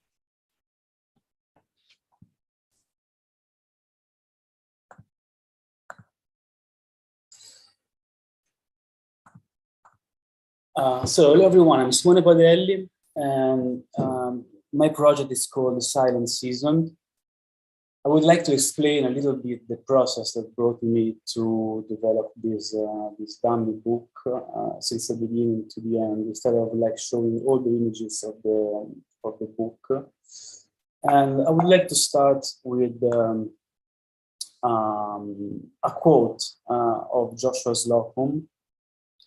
He said, "I had already found that it was not good to be alone, and so made companionship with what there was around me, sometimes with the universe and sometimes with my own insignificant self."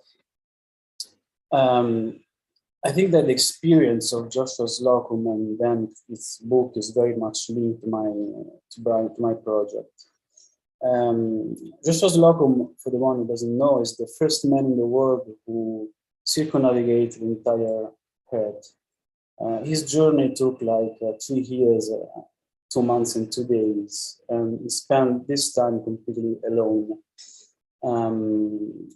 During this journey, he built up what then becomes a book, built up this diary of his memories and his thoughts that he develops during this journey. And it's very much interested me how he was dealing with being isolated, sometimes in the middle of nowhere, And now also he was dealing with the perception of the time passing. So my project is very linked to these two concepts.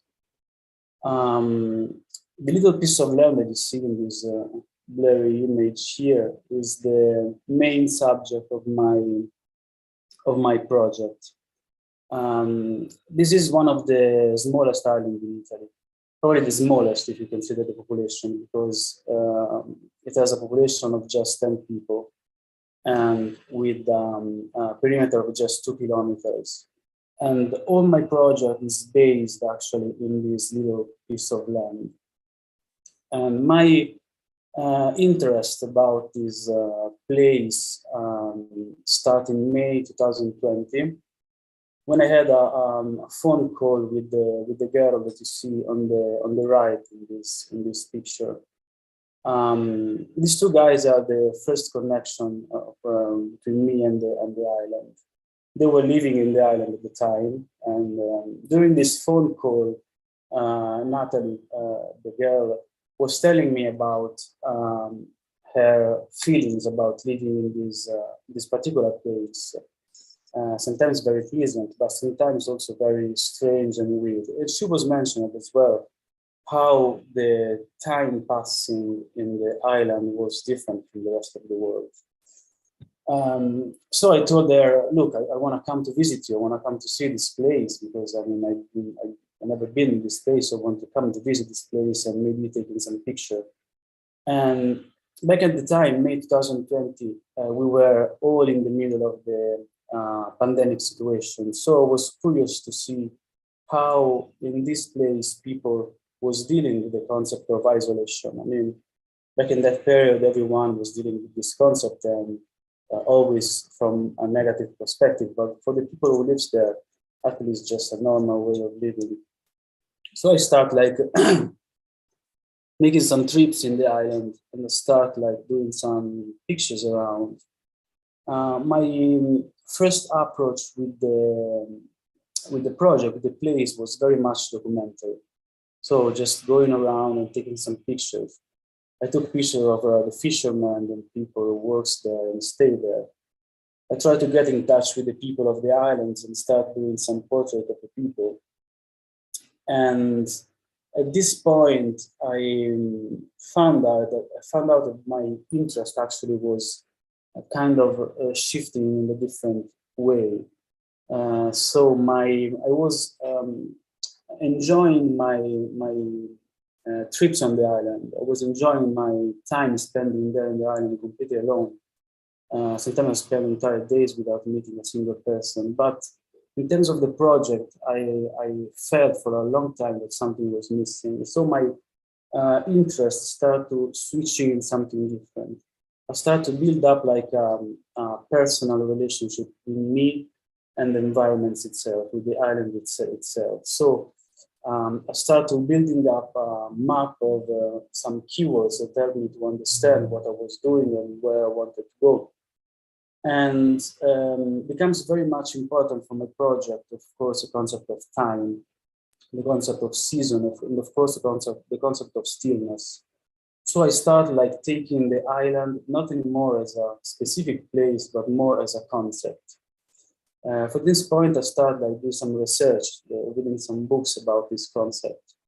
And I found out also some nice stories and experience about artists or writers, but also philosophers and scientists in the history and contemporary, that they put themselves in an isolated situation, sometimes for getting lost at first and then to find out something different, but also to find out a different understanding of the society. So from this point, my view and my subject of my photographs changing a lot. I start being more conceptual and more symbolic. At this point, I mean, my topic was the island as a concept, so I could have worked pretty much everywhere in the world. But I decided to keep working on the same place, on the island. Even if, I mean, after a while, the lack of the subject in the really small places was kind of difficult to build up an entire project. But the island itself was giving me so much things, and this experiencing so much time alone in this place, giving me so much inspiring feeling. So I started like printing out all the images, and I started working on the sequence until the final one, the last one, let's say. I don't know if it's the final, I think so. And where in this last sequence, it's very much important, the concept of time passing.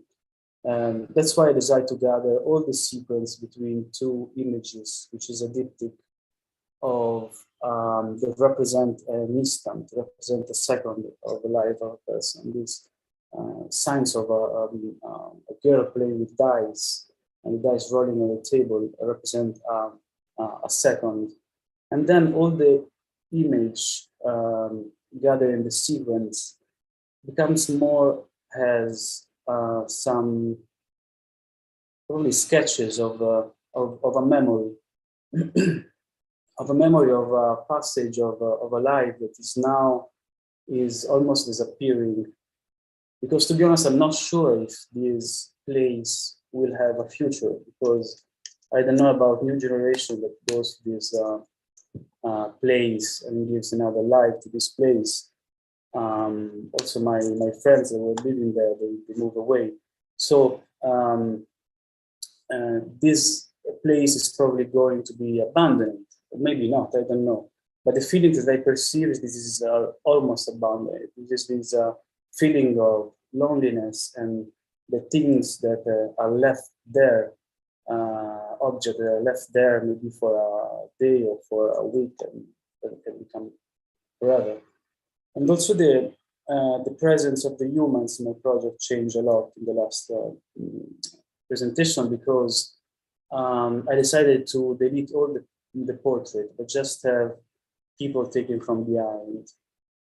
I don't want to give any location or even the name of the islands. I want to show this, and I want to show also the face of the people of the islands, also in respect of this little community, little population, which are very jealous of this place. And yeah. Also the tension, in contrast with the quiet and the silence, are very much important in my project. I just want to show a quick selection of images from my book.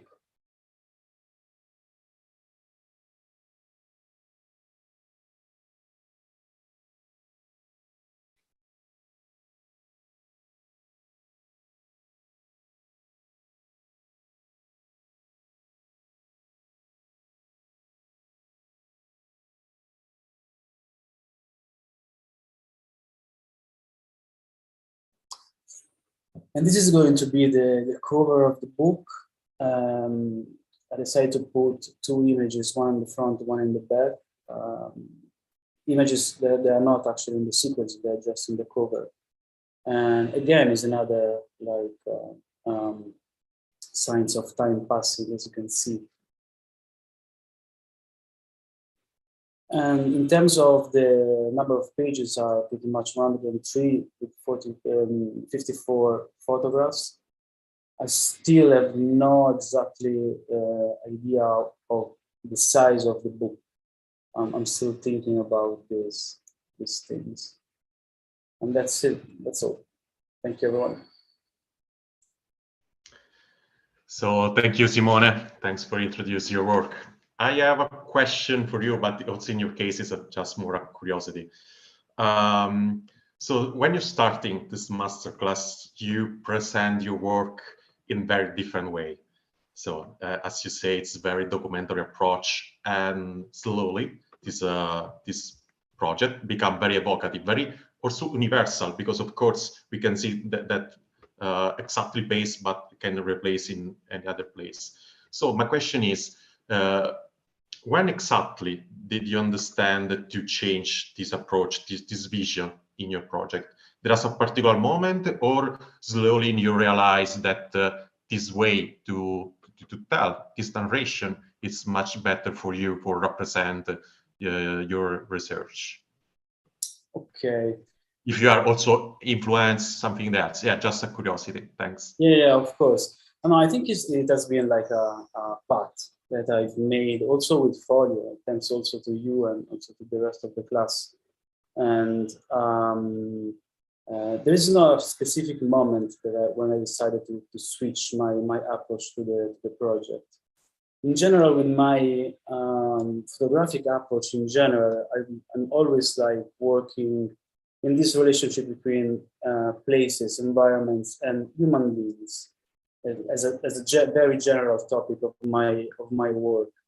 But I'm never like totally documentary, and never, as I can say, totally conceptual or abstract. I'm sitting a little bit in the middle. I perceive this in my work, and with the islands is the same. I mean, I start like really with a curiosity of investigating this place. So I go there, I take some pictures, because at the end I'm a photographer. I like to go around taking pictures and get inspired, and meeting teams and situations. I get inspired. So that's what I did. I mean, I was there in the place taking picture, but then I try always to complicate the things a little bit, try to find a different way. I try at least, and also with Folio, I also realized that it was better to go in this direction. Yeah. Yeah. Thank you so much. Thanks to you. Well done. Congratulations. Yeah. Thanks. Thank you, Simone. Congrats.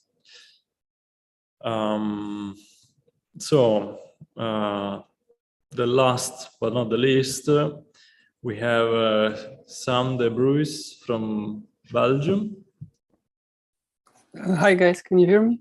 Yeah, hi Sam. Hi. I need to open my preferences to share it.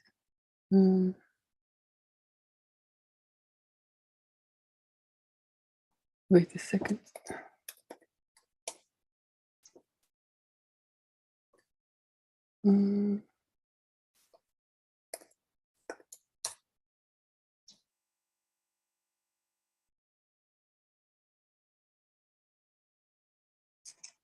So wait, does it work now? A bit of suspense before the last project, yeah. Yeah, sorry, I didn't check it beforehand. Now you can see my screen, right? Sure. Yeah. Okay. Sorry. Hello. So yeah, hello everybody. I'm Sam. I'm a photography student at KASK in Ghent, and I'm currently at the end of my first year of masters. And today I will show you some of my photographic work. The project that I will show you will be eventually 1/3 of all the work I will create during my 2 years of masters. I'm also working on a video project that talks about the long take in cinema. And then on the other hand, I'm also working on an installation project that really talks about mechanics and acceleration within the photographic medium. But for today, I'll tell you something about my photographic project called Dogs and Cars Are a Dying Breed. And the main idea behind the project or the publication was to investigate methods of communication to challenge current distributions of power and knowledge. And specifically how fiction or speculative fiction can be used to question a chronological timeline.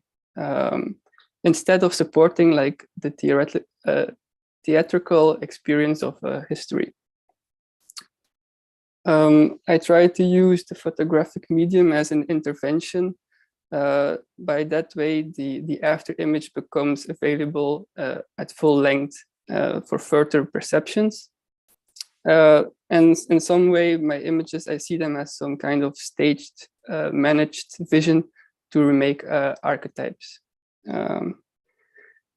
The time reversed quality of the images also challenges our normal way of seeing things in a linear and chronological order.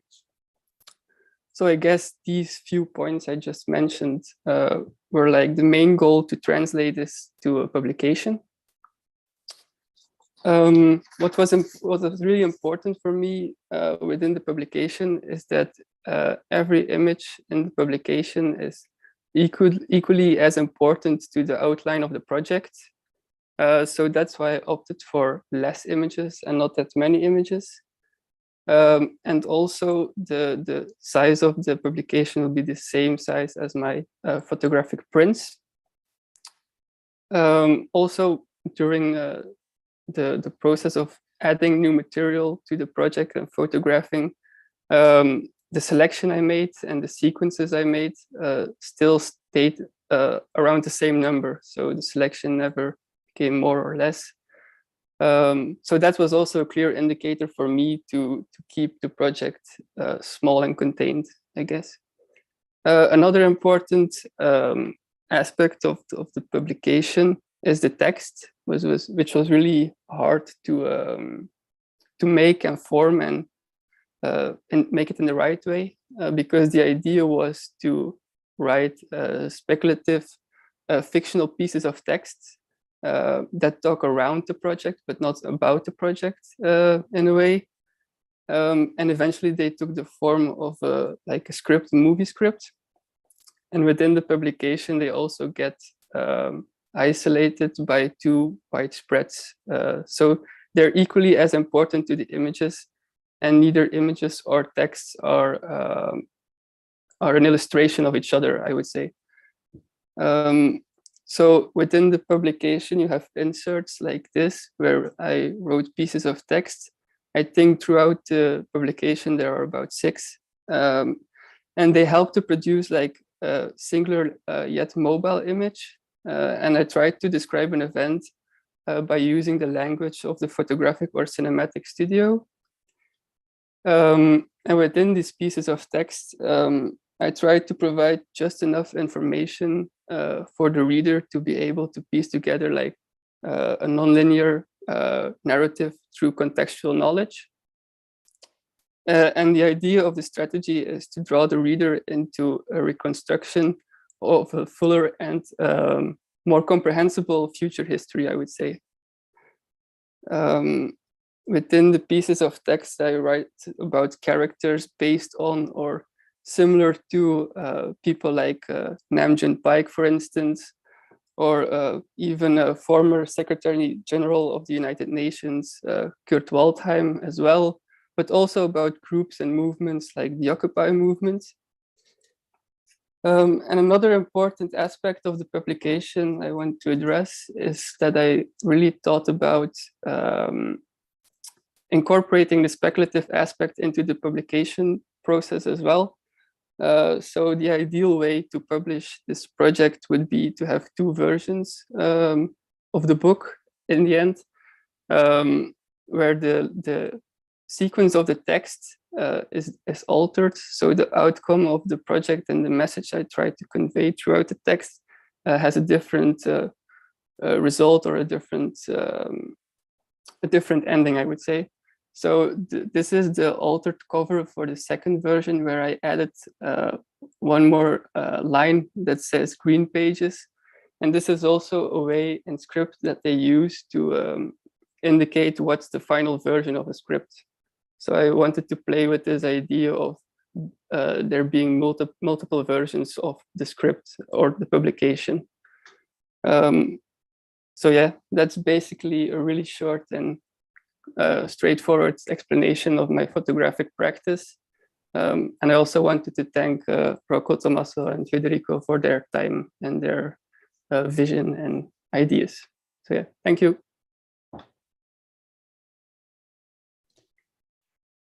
Thank you, Sam, for presenting and sharing your research.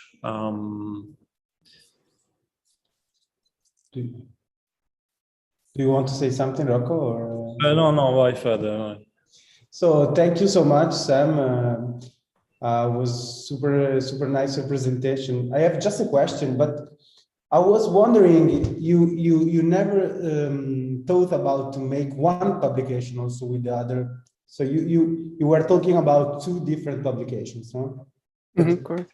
You are in the future, I don't know, just a question, but you are not sure to have the same, I mean, the 2 publications in only one publication. So you really need to separate this part, or it could work inside of one book? It could work inside of one book, I guess.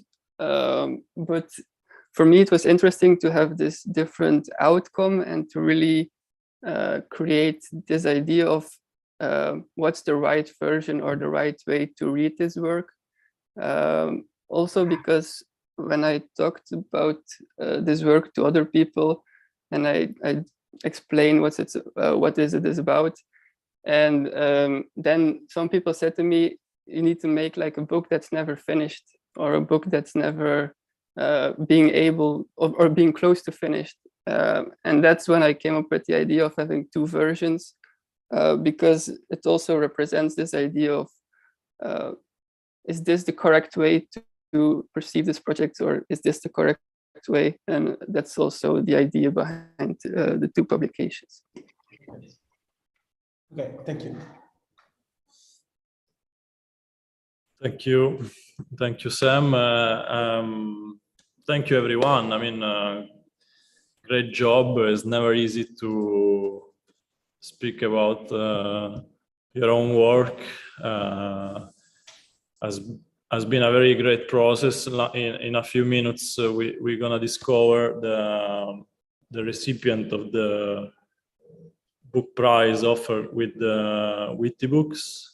But before that, I really want to thank once again all the audience of today's presentation, Tommaso and Federico for the great job and effort done over this month, Giuseppe for believing in the crazy idea of the masterclass a couple of years ago, which now it's easy to see how a valuable work we are doing, but it was difficult to see that at that time. So thank you, Giuseppe. And of course, thank you to all of you guys, because you made the masterclass, as I say at the beginning. Now we have the train passing by, and it's kind of passing by with a bit of a sound. With the masterclass, we really wanted to create something tangible as well. That's why we try to offer the opportunity for everyone to create a ready-to-print PDF dummy for in this 6 months, and offer the kind of a unique opportunity to have at least one artist to be published within the main catalog by Witty Books. So I would like to pass the words to Tommaso, unless Giuseppe wants to say something first. Yeah, I want to say that the prize that we are about to assign is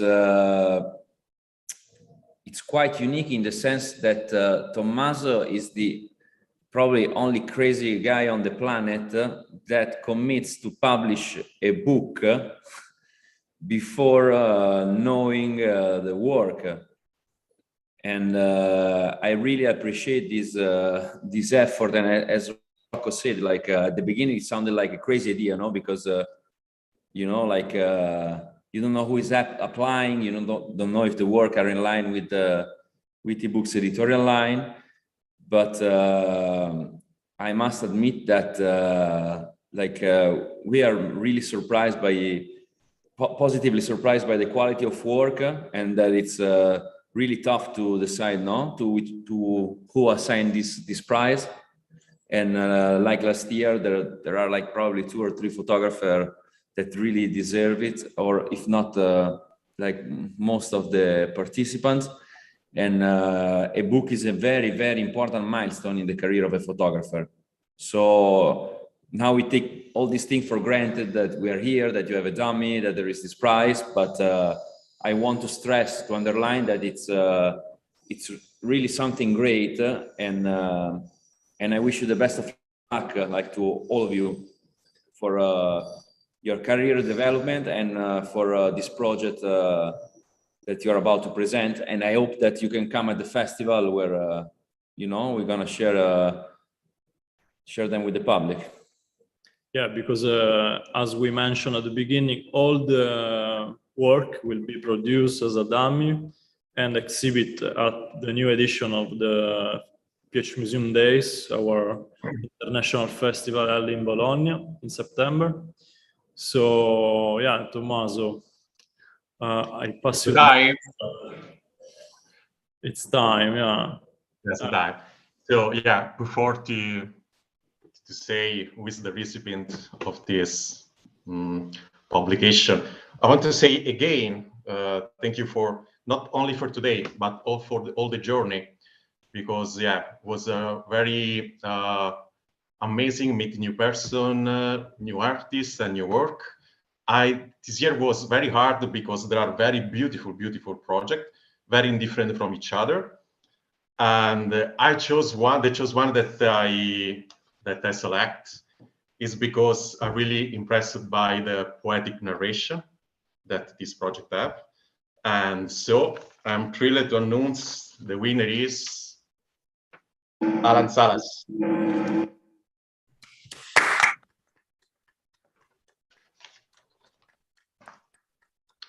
Thank you. Congratulations. Tommaso.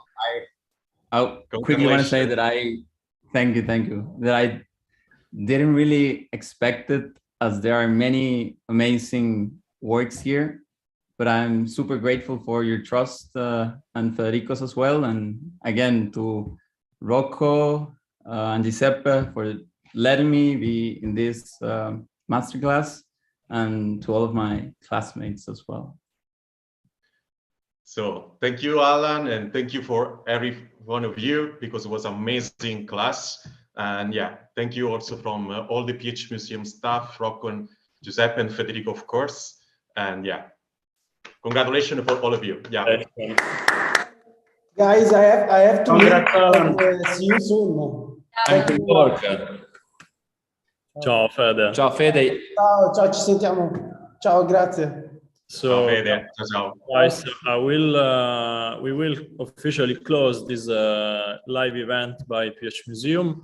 The new edition of Folio will be up and running from October, and application will be opening soon, hopefully before the end of the month. So stay tuned, prepare your work, and if you have any question, just drop us a line. This will be the third edition, and we'll have the same format. So if you really want to work in a very international group, motivated to create a book dummy, this is a great occasion to do so. Yeah, thank you everyone, and see you soon.